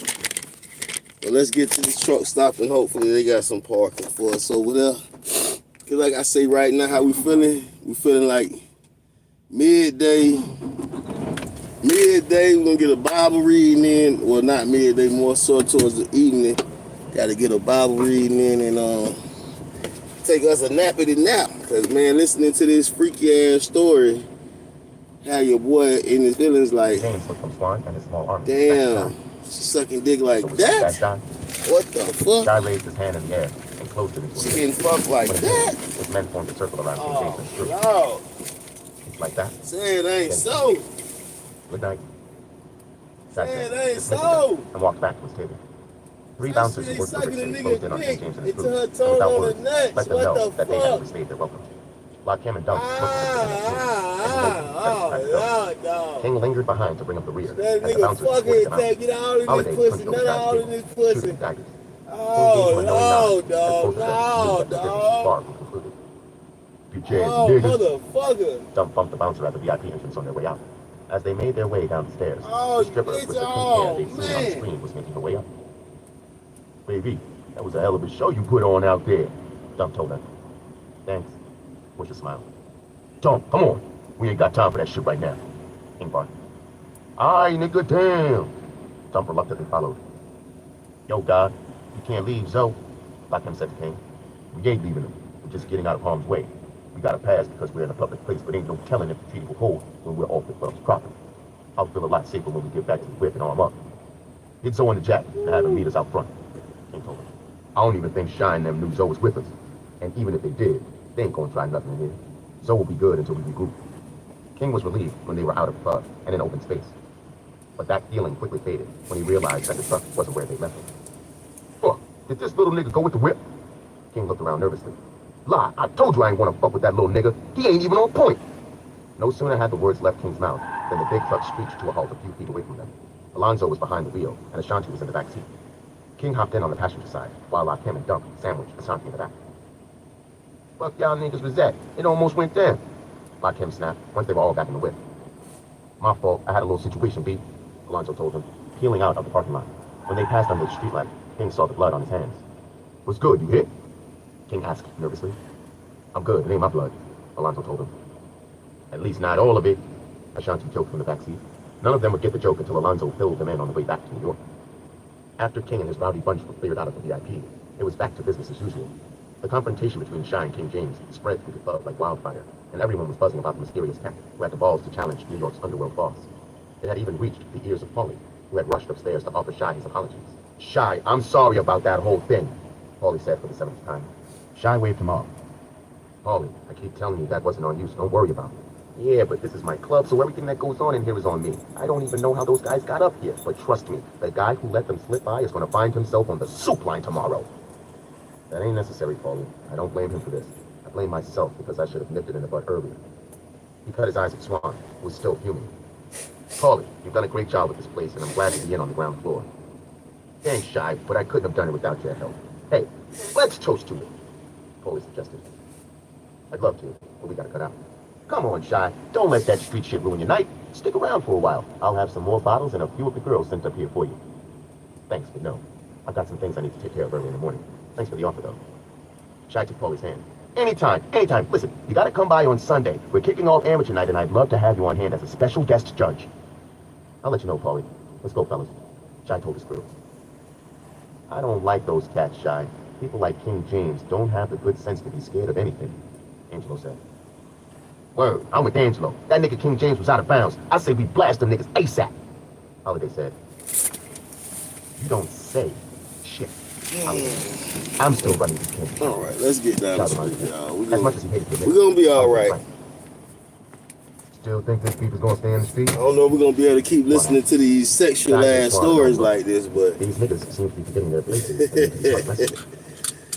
Woo! Life, One knew without his having to say so that Shy wanted something. Money. Say no more Keep money. living. Thank God for another episode. Chapter 34. We thanking God for every episode. Damn, I can't believe it almost went down in here, Tony said after King and his crew had been escorted out. I told you that nigga King James was bad news. Devil reminded him. More like stupid. Tommy's brother. Who in their right mind is going to try to style on the shiny bumps? For as heavy as we are, the streets will be no better than that. Moving like that. Your man King James has got a life expectancy of about 20 minutes. Speaking of time, Not even that much. What the fuck is up with these names guys? You can wait till we can go scientists go on all night. It should be too much longer. Gotti went downstairs to get him set up a few minutes ago. Well, you better hurry the fuck up. The Don doesn't like me, so I'm about ready to back. He still be rolled down this fucking light. Through the flames, he saw the then again, I may have to we're gonna do it while the sun up. What's good today, son? Fuck it, let's just do it while the sun up. We ain't gotta worry about cold weather. And we got a little time in case it's a little line. So this is about the best time. Time management from the money manager. Damn, mama. I ain't gonna Need fight. to watch them At least not yet. clothes. I don't like to be bitten. Spanked maybe, but I don't do the fighting. Unless I'm biting my lip in pleasure, I'm getting hit down. Push it, tease him. See? You might be able It's to so arrange that. sexual. Slow down, Speedy, and let's start with the drink first. Wish I helped yourself to a glass of champagne.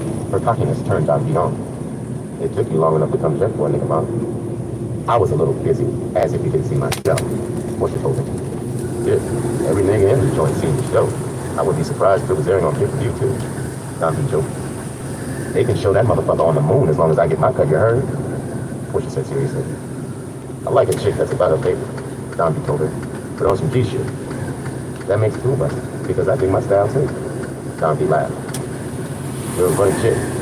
Check. After I conduct this little business, I'm gonna slide out of here. Why don't you go get dressed, and we can go get something to eat? When she took a sip from her glass and calmly set it on the table. That definitely sounds like something we may be able to discuss. But let's be clear on a few things, my G. Just because I shake my ass, don't mean I'm selling it. So if you think throwing a little paper in the air is gonna get you in my panties, you can save your bread for one of these slum-ass hoes sucking dick in the bathroom downstairs. That ain't my bag. I didn't mean it like that. Don lied. Of course you didn't, she said sarcastically. I'm just letting you know what it is with me. You can't put a price on what I got down here. She patted the pussy. If I fuck a nigga, it's gonna be because I did it, not for paper. I can respect that. Dombey said, not really knowing how else to respond. You did me. What's your thought on it for a minute? You aight, but then again, I'm just meeting you. Who knows how I might feel about you down the line? She took another sip from her glass. Yeah, I gotta pause with that freaky ass story right now. I can't deal with that shit right now. Yeah, them girls getting shit fucked out of them. Yo, I beat it over, bust it open for a real nigga. She be drinking C-Mouse, her pussy feel different. See, when it brick by brick, that shit feel different. Little baby look like a brick house, that shit built different. Hey, do it fast and slow with it, baby, touch your toes with it. She done hit the floor with it, I done threw a hole with it. Who them niggas looking? Luckily, I brought my pole with me. Hey, fuck with Tony, nigga, ugly for show, nigga. I slow motion for me. She say the kitty been waiting, gonna stroke it for me. She told me put that phone away, she won't be focused on her. She chocolate and she must not know that I love mocha on. I'm sloppy, eat that pussy like a goblin, got it soaking, homie. My dick so big it got a pussy wide open for me. I pay for ass shots and our size broken on them. Now these rappers all of a sudden wanna focus on it. If it ain't mine, you can have it, I don't even want it. If it ain't mine, you can have it, I don't even want it. I'm getting money, touching keys, just like Stevie Wonder. Can't see no hater, know these niggas wanna see me fumble. My money coming in hundreds and make these bitches famous. Now make that ass clap. She say see on her period, tell her take her ass back. Acting bougie like a booty Judy when it's really flat.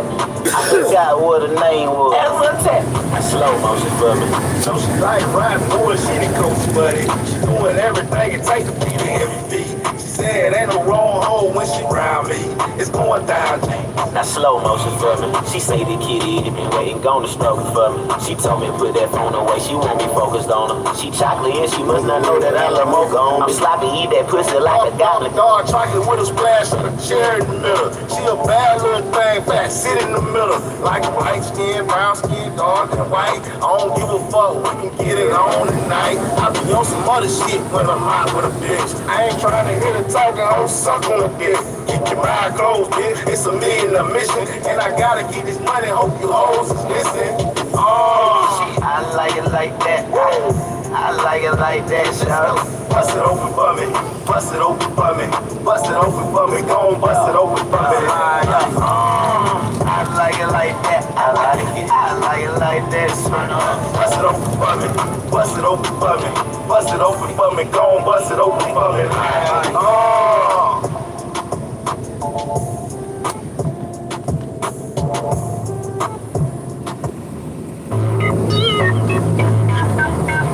You know, Super Bowl shit.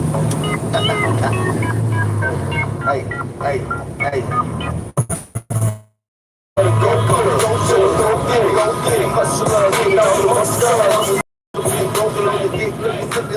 Hell no, we gon' ball. Candy paint 30 inch wheels and all. And ain't no job, but we still getting to it.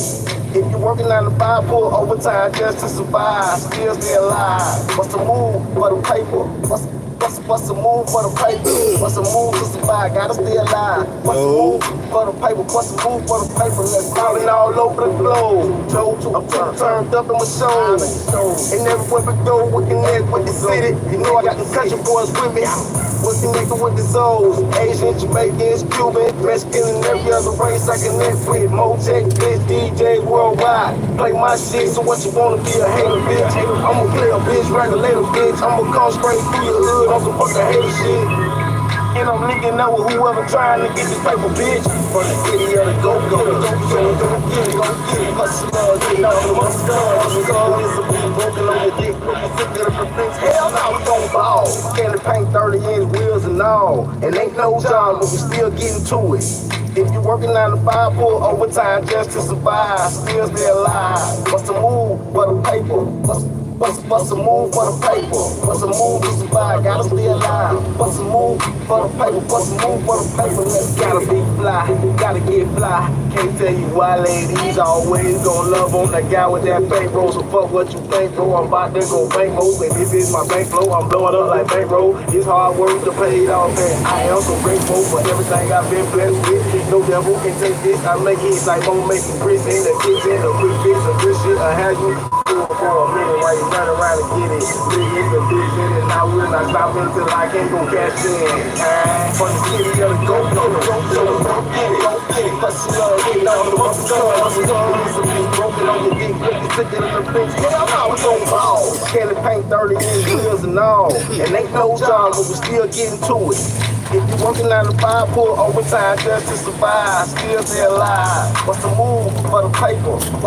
What's the move for the paper? What's the move to survive? Gotta stay alive. What's the move for the paper? What's the move for the paper? I'm about to pull up to these trucks.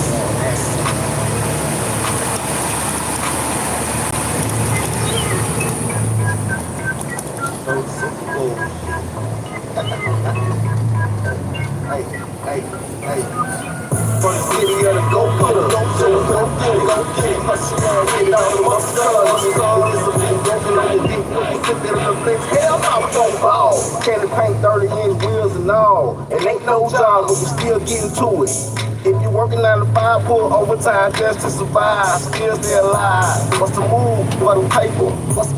What's the move for the paper? What's the move to survive? Gotta stay alive. What's the move for the paper? What's the move for the paper? Let's calling all over the globe.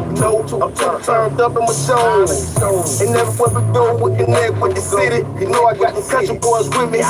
We're connected with the Zoes. Asian, Jamaicans, Cubans, Mexican, and every other race I connect with. Motec, bitch, DJ worldwide. Play my shit, so what you wanna be a hater, bitch? I'ma play a bitch, regulator, bitch. I'ma come straight through your hood on some fucking hater shit. And I'm linking up with whoever trying to get this paper, bitch. From the city of the go-go. Okay, I see you, Mr. Ghost.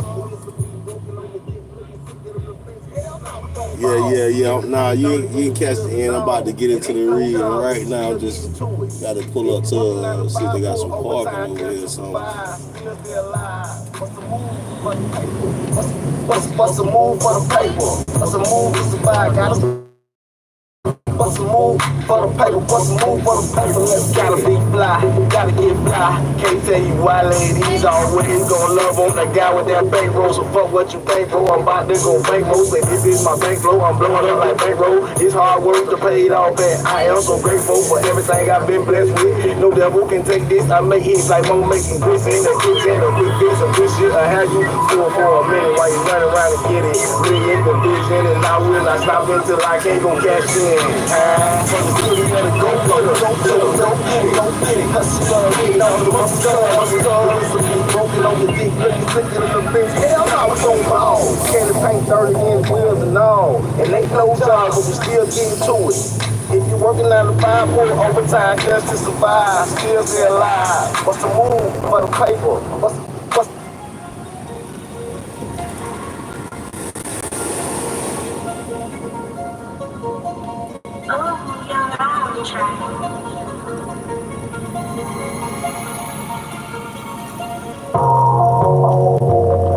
She's sexy, so sexy. She's smart, she bad. She went up, she went down. I like the way she drop it when she hit the stage. She bad, she sexy, so sexy. She smart, she bad. She went up, she went down. I like the way she drop it when she hit the stage. She go to school and she work at Sonic. Shawty going hammer, God honor. She learned to hustle in the hood, it ain't no need for funds. She all about the currents, electronics. She make her own dough, getting money, now she rocking diamonds like a light show. The way she chase the money, you would think her money low, cause Shawty chase the money down stupid, like a hidden coat. Yeah. Plus she go to school, she pay tuition, then she pay her bills, that's what women do. She a real woman, she so independent, she ain't care about the bankrolls that a nigga spending. No gold digging, she got her own Kanye West, Jamie Foxx, and Webby made her baby song. All she always getting to that chick, she said that money, it don't make her come, but it get her in. She bad, she sexy, so sexy. She smart, she bad. She went up, she went down. I like the way she drop it when she hit the stage. She bad, she sexy, so sexy. She smart, she bad. She went up, she went down. I like the way she drop it when she hit the stage. Get it from a mom. Stay on go mode with no slow mo. She get it from the streets. Make sure it was easy. Long nights with no sleep. Turn the superwoman at night. Making more cake late night. Got a lot of friends, but most all them fight. Say dang what she like. Say she need a real one in her life. I'm the one that she told, but I'm always on the road with my Florida waves. I'm studying by the paper route. Now I'm paper down. Ain't working like no slave. Put hustle all on my grave. Did my thing, got paid. On the back roads with the backwoods, wanna do them trenches from the trap spot to the naked hustle, watching naked every night long muscle. She bad, she sexy, so sexy. She smart, she paid. She went she went down. I like the way she drop it when she hit the stage. She bad, she sexy, so sexy. She smart, she paid. She went she went down. I like the way she drop it when she hit the stage.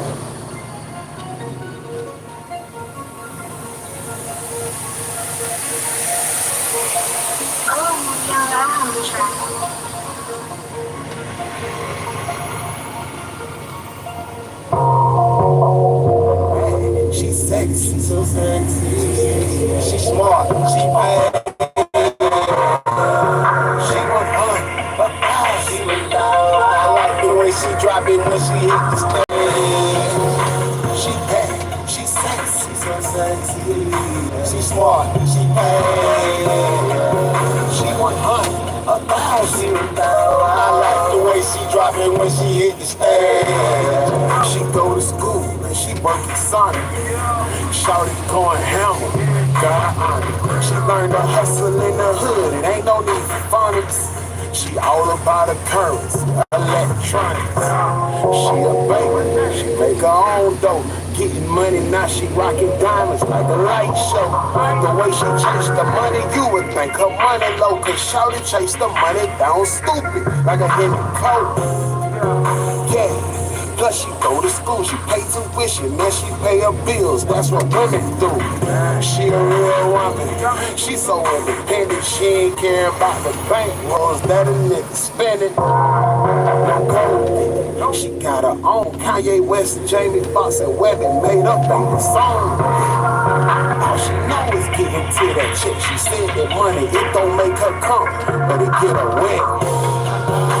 She bad, she sexy, so sexy. She smart, she bad. She 100, she 1,000. I like the way she drop it when she hit the stage. She bad, she sexy, so sexy. She smart, she bad. She 100, she 1,000. I like the way she drop it when she hit the stage. Get it from her mama. Stay on go mode with no slow mo. She get it from the streets. Make sure it was easy. Long nights with no sleep. You tell the superwoman at night. Making more cake late night. Got a lot of friends, but most all them dyke. Say they ain't what she like. Say she need a real one in her life. And I'm the one that she told, but I'm always on the road with my Florida ways. I'm stuck in those find a paper route. Now I'm paper down. Ain't working like a no slave. Put hustle all on my grave. Did my thing, got paid. On the back roads with the backwoods, rolling through the trenches from the trap spot to the naked hustle, watching naked woman now lost muscle. She bad, she sexy, so sexy. She smart, she bad. She 100, 1,000. I like the way she drop it when she hit the stage. She bad, she sexy, so sexy. She smart, she bad. She 100. 1,000. I like the way she drop it when she hit the stage.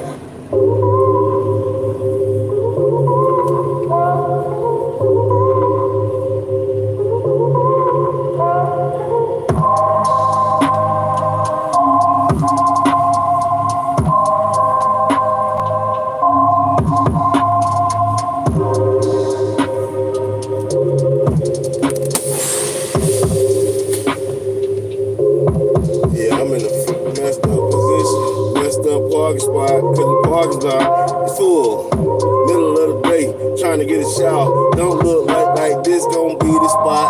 Should I really stop or not? Man, I'm getting hot and bothered by the situation. I think I should push it down farther.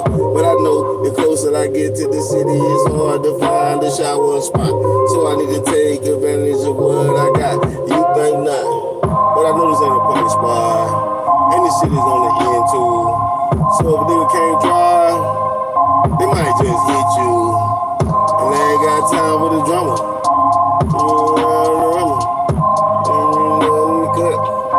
They gonna have to go back it up. I'm about to go on bays on the phone. Fuck it. I'm about to go on bays on the phone. Fuck it. I gotta get it done. Gotta be the one. Gotta have fun. All in the sun. And then again, there's one spot that I seen I can make.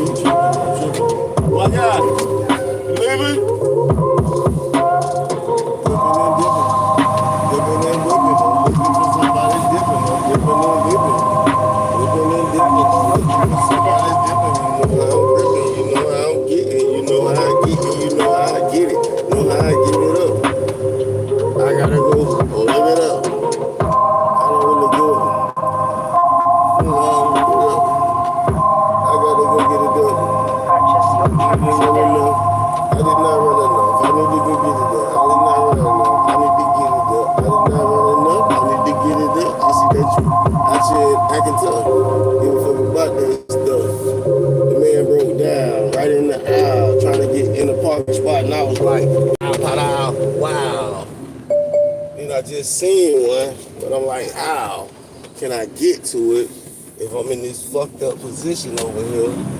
It's harder to get to, you feel me? And niggas pulling out of spots. I see the spot, but I can't get the spot because this nigga broke down in the way. And then I probably see other niggas trying to get that parking spot today right away. Because they see a nigga coming out and they know it ain't nowhere to park. So they trying to go ahead and jump in that spot. A nigga like me, if I can fuck around and get to it, I'm gonna pull right in that bitch. You know what I'm saying? Like, I ain't finna wait. Oh, it's open. Is it an open place, an open space? It looked like the spot right next to him became open, where he's broke down at, hoping to get fixed on. And I'm finna go right in that broke down spot right next to him, because the parking spot right next to him is just fine, okay? His truck is broke down, but the spot next to him is just fine. I was riding around looking for somewhere to park so I can get me a shower in while the sun is out, so I can stop driving the weather with this cold that don't want to go away, running nose or whatever the hell it is.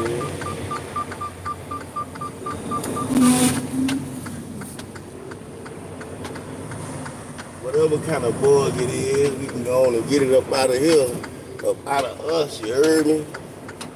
We don't need it in the system. Tripping. Trying to make sure I ain't hitting nobody.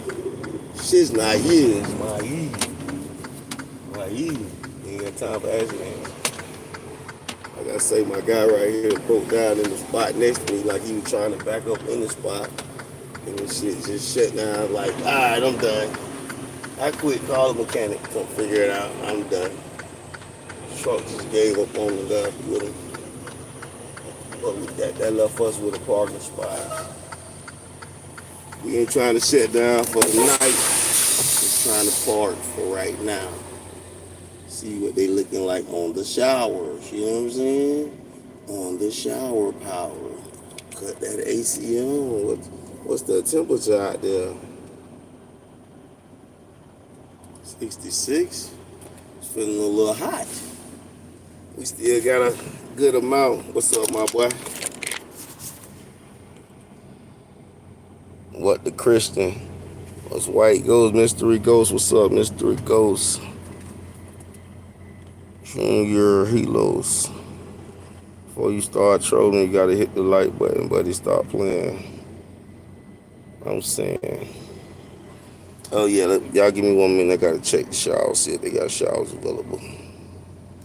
Oh my God, they got 10 people in line. Do we want to wait for 10 people? I don't think we want to wait for 10 people, but it's not looking good on the finding a shower anywhere else. Since I got my towel rag, what I could do right now is I already need they towels and they rags. I could just go in there, find me a shower that's open and get my shower in and be done with it and keep it moving. And that sound like the plan, man, because we ain't finna wait for no 10 people. So the plan is we're going to catch one of the shower doors open. We already got our towels. We're going to go in there and just jump in the shower, hit us a shower, and flee. We ain't got time to wait for 10 people, man. Let me get this scripture reading in, because we got to go bust a move on them. We trying to knock down some more while the sun up. That's why we want to bathe right now while the sun up and the sun out. You understand me? Instead of when it's gone away and it's cold, we don't want that.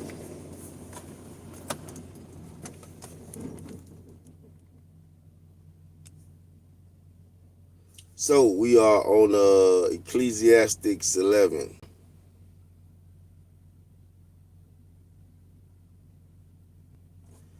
Dear Lord, Father up in heaven, I humbly come before your throne again, asking you to forgive me of my sins again, because I'm a sinner and I have sinful thoughts all the time. I think in Jesus' name I need that mercy and grace in my life.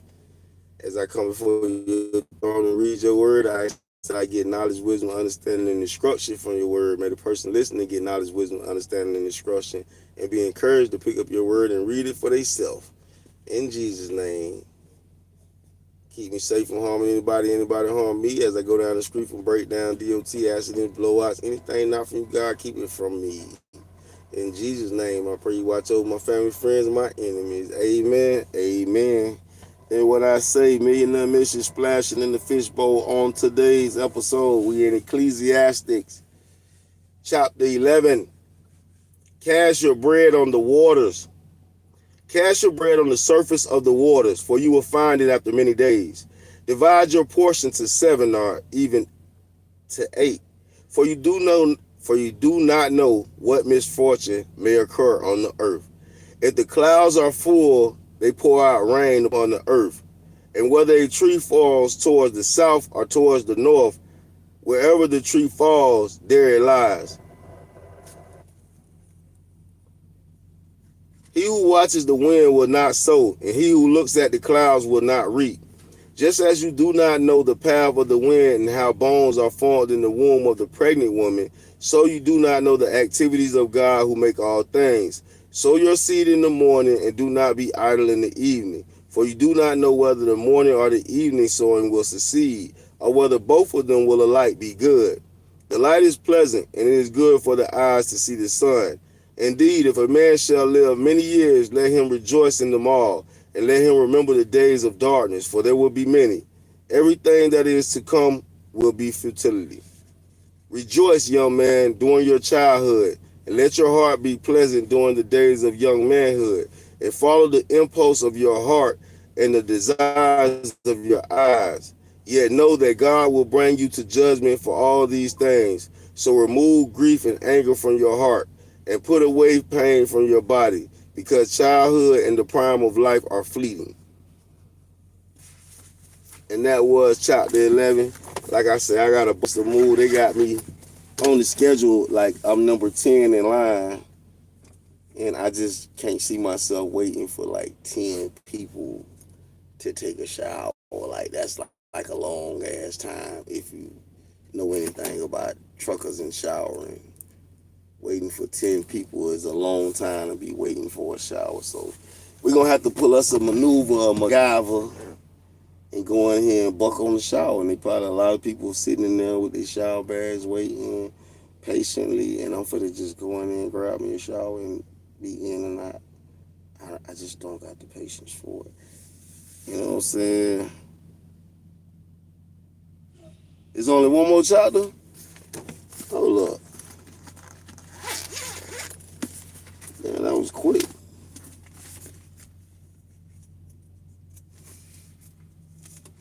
Wow, you are absolutely right. I did not know that was the last chapter. Appreciate you for catching me up on that. Christian, aka Mystery Ghost. Appreciate you, man. So I'm gonna go ahead and finish that up because that is the last book on that. On Ecclesiastes. It says, remember God in your youth. Ecclesiastes chapter 12. Remember also your Creator in the days of your youth, before the evil days come and the years draw near when you say, I have no delight in them. Before the sun and the light, the moon and the stars are darkened and clouds return after the rain, and the day that the watchmen of the house tremble and the mighty men stoop. The grinding ones stand idle because they are few, and those who look through windows grow dim, and the doors of the streets are shut as the sound of grinding mill is low. And one will arise at the sound of the bird, and all the daughters of the song will sing softly. Furthermore, men are afraid of a high place and of terrors on the road. The almond tree blossoms, the grasshopper drags himself along, and the caperberry is ineffective. Caperberry is ineffective. For man goes to his eternal home. Man goes to his eternal home, while mourners go about in the street. Remember him before the silver cord is broken, and the golden bowl is crushed. The pitcher by the well is shattered, and the wheel at the cistern is crushed. Then the dust will be returned to the earth as it was, and the spirit will return to God who gave it. Vanity of vanity, says the preacher. All is vanity. Purpose of the preacher. In addition to being a wise man, the preacher also taught the people knowledge and he pondered, searched out, and arranged many proverbs. The preacher sought to find delightful words and to write words of truth correctly.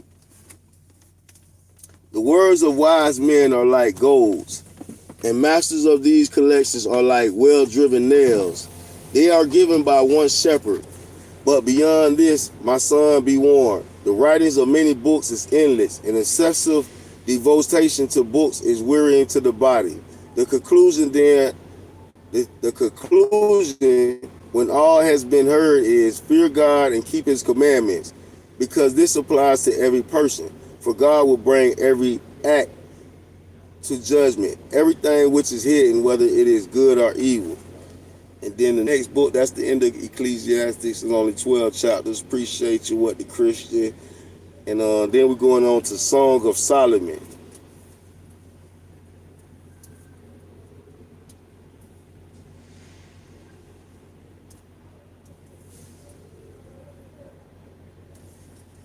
So, King of Kings in Revelation 19 indicates that this song is the best among Solomon's 1,005 musical works. The word translated song frequently refers to music that honors the Lord.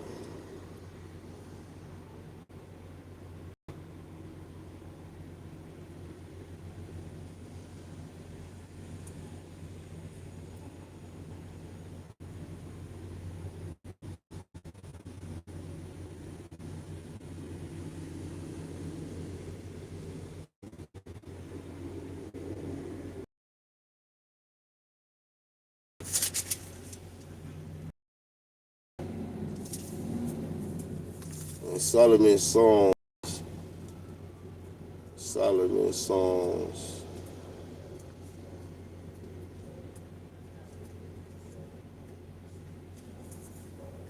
is also way shorter than I remembered it.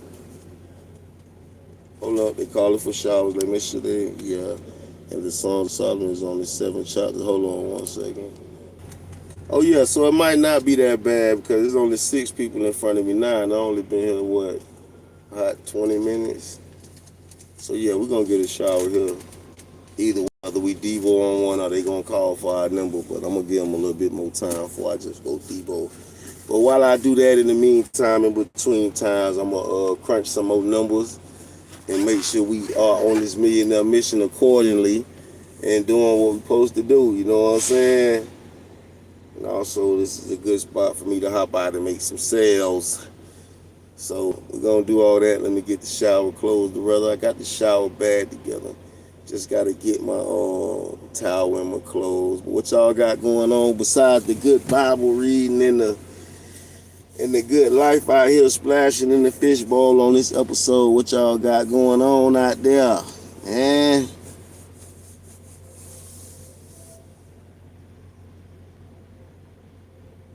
Not too much shaking and baking, huh? All right, y'all, I'm gonna go figure out this shower stuff and get myself together, and then we'll crunch down the last little bit of the run, man. We're gonna get that tonight. Forget waiting till the morning. We get that tonight. I've got nothing happening. I started reading the Bible on screen yesterday, though, man. Congratulations on getting started, man. That'd be the hard part, getting started. Now the next part is being consistent with it. Try to do at least a scripture a day or a few, whatever you're doing, a chapter. Try to do it every day. It's hard to be consistent with this stuff because nobody paying you to do it. But just know that it's some money at the end if you keep on with it and you build it up. Get you like 100,000 subscribers, or and get the time. Let me ask you: did you just sign up to YouTube or you been on YouTube? Because I heard they got new guidelines for you new guys. I'm sort of a dinosaur, so I'm under the old guidelines. I'm halfway through Exodus. Oh, you wasn't playing. Yeah, the new guidelines is like less stringent. Like I gotta get like 4,000 watch hours, and I think like 10 million short watch hours. I was like, bro, you gotta be like Michael Jackson to hold somebody's attention like that, bro. The hell y'all talking about? I can say we almost at 2 million views though. That's crazy. Within like 2-3 months, I've been on YouTube for a while, I used to post and screen, but I stopped for a while. So you under the old guidelines too then. The 4,000 watch hour, the 10 million short watch hours to get paid. I'm trying to figure out how to get paid, man. I need that YouTube check, man. I'm trying to be a YouTube millionaire, bruh. I ain't playing out here. This is not a game. I'm trying to be a YouTube millionaire. Yeah, they in a millionaire mission selling shirts as millionaire. These millions is coming from somewhere, and I ain't gonna stop until they end in my hand. Do you understand? I'm not stopping until the millions are in my hand. That's why it says millionaire mission, man. I ain't out here playing with it. You like, oh, you just dreaming, living in the fantasy. You keep believing that. I'm gonna keep hustling. Damn, what you talking about?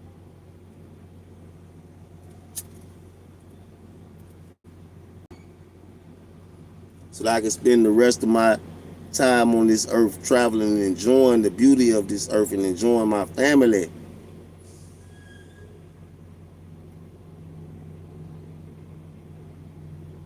Yeah, especially the beginning part of the Bible ain't easy to read. When you get to all them parts where they calling all them names, I try not to skip no name, even if they be hard to pronounce. I try not to skip none of the names because as you reading all those names, you gonna see like a city named after somebody that you read as you continue reading the Bible. And you be remembering like, oh, that was a person that was in the beginning of the Bible in Numbers, and now they got a whole town or city. So the Bible is connected like that. So I be trying not to skip all the names. But when you go through that genealogy, that is tedious work right there, man. That is crazy tedious work. Goodness gracious. Be like, why do I need to know all these names? And you got to think, though, they just giving you like the name of soldiers. They giving you the name of men that was of age to go to war. They ain't telling you about the kids and the women and the servants and the slaves. They just giving you main characters, like out of the 12 tribes. You know how many other people was on earth besides them 12 tribes, and they just giving us this amount of names? So when they be like, it's 9 billion people in the world, I can believe it. I sure can. Especially back then, I think they was spitting out like 5 and 6 kids at a time. How they be like, oh, they had twins, or they had triplets. Nigga, could you imagine having 7 kids at one time?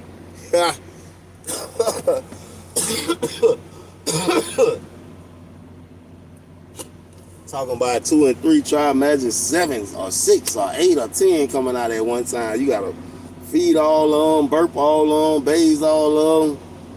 God is amazing, but he built us humans to be able to stand in the paint with this type of activity.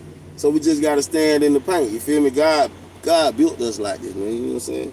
Some people can't stand in the paint and they break down and all kind of shit, but you know, God's soldiers gonna stand in the paint, man. We ain't gonna let life kick our ass without us kicking back. We ain't gonna let life fuck us without us fucking back. We gonna fuck back, you heard me? I fuck back. Life ain't fit for this fuck me, and I'm fucked. No, I'm fucking back, all right? Long stroke that hoe. Long stroke that hoe. You know what I'm saying? Life try to fuck, you gotta fuck back, holler, fuck that. Excuse my vulgar language. But life be trying to fuck with your head sometimes, and you gotta just fuck back. Can't let life fuck you all the time. You gotta fuck back sometimes. Feel good. You get your lick back. Devil trying to take what you earned and you get your lick back. You see God working in your favor. Like, bitch, you thought I was gonna lose or fuck up or do some bullshit, and whatever bullshit the devil had for you, God say, nope, bitch, not today. And the plan go in your favor. That be God working for you. So sometimes when all that shit just line up and go right and you don't know how it went right, you better take time and thank God that it went right. Because it could have went left. It could have went left. When I say my guy broke down in a fucked up spot, he broke down in the exit. Look at this right here. This the exit. So people got to sort of go through the pump a little bit to get out because he was trying to park and his shit just gave up all the life. It was like, nah, I ain't getting in that parking. He was almost in the parking spot too now. He was almost in there like swim well. But the truck was just like, nah, we ain't gonna park today. We gonna stop right here. We're gonna stop short of getting in that parking spot. And now he blocking up the exit because he parked right in the exit. Well, he ain't parked, he broke down right in the exit lane. So the truckers gotta go all around him and shit. Try to figure out how to get out of here, and it's a busy ass truck stop. Like I said, it was 10 people waiting in the shower for me to get in the shower, but 6 now. Should be down about 4. I need to be getting my shower stuff together. Cause I wanted to shower in the daylight, in the sun, while it was hot. I'm tired of getting out of the shower when it's 3 o'clock in the morning, 4 o'clock in the morning, freezing. We ain't doing it at night. We say we gonna get us a shower early. You heard me? Appreciate y'all for tapping into the screen. What the Christian, man. You know I appreciate your brother. Keep coming with the commentary. Hopefully we get some Muslims and some orphans. Muslims and orphans. The Muslims because they believe in something else, and the orphans because they don't believe in God at all. So I like talking to Muslims and orphans and atheists. The orphans because they don't know God, they father. The Muslims because they don't know God is real. And the Muslims too because they don't know God, they father. They say Allah is no father. How can you believe in Allah if he's not a father? If my God say he's my father, I'm his child. Even if I'm made of dust, he got his breath he got his spirit in me. That breath that I take, and it keeps my body going. Whew, that's the spirit of God. That's the spirit right there that made this earth. That's the spirit that sent Jesus to say, you're going to go put in this work and save everybody that believe in you. Yeah, I hope for people, like I said, I hope for the people of our faith to come and have conversations. Yeah, that's what I do it for, man. Maybe they don't catch the scream that you're doing. They might, see it on the replay and leave a comment and be on the next screen, and then y'all can have that conversation. But basically, you know what I'm saying, I'm just putting it out here that this is what the Bible say and this is what I believe. If you believe something else, you can always come up and let's talk about it. But I believe the Bible that I read that has Jesus in it and has the Father sending him, and Jesus said they're going to send the Holy Spirit. If you want to ask me about Trinity, and I don't believe it's like 3 gods in one. I believe in the Father God, the Son, and the Holy Spirit. In the Son and the Holy Spirit. And I believe that God has blessed Jesus to have the power of God, because Jesus said all the power that he got come from on high. So that means that God gave him the power, not that he's God himself. He has the same power of God, but he humbly submits himself to God. What's up, Pro? I see you came back in the building. What's good? So Jesus has the same power of God, but he humbly submits himself to God under the authority of God. And the Holy Spirit moves on the direction of God and in the direction of Jesus. And yes, Jesus didn't tell you to bow down and pray to him. He said, pray, our Father who art in heaven. That's what Jesus said. So that's what I do. That's what I believe. People that turn, I believe Jesus is God. I only been here like maybe 20 or 30 minutes, 25, 30 minutes. It was 10 people in the shower. Now it's like 6. Hopefully it's less. I ain't look at it again. I can hear him call the number sometimes. But I do need to get my shower stuff together and get ready to get that shower power, man. It's nothing like shower power. I realize that it's some adults that don't believe in taking baths every day. Let me tell you, adults. I know 130 hours, what? Listen, there's some people that don't believe in bathing every day. 340 minutes. Listen, the shower is good, okay? If you got kids, make sure you cleaning them kids every day. Don't be giving them kids no wipe off. They need to get a full shower just like your funky ass need to get a full shower. I'm just saying, shower power, baby. I ain't playing.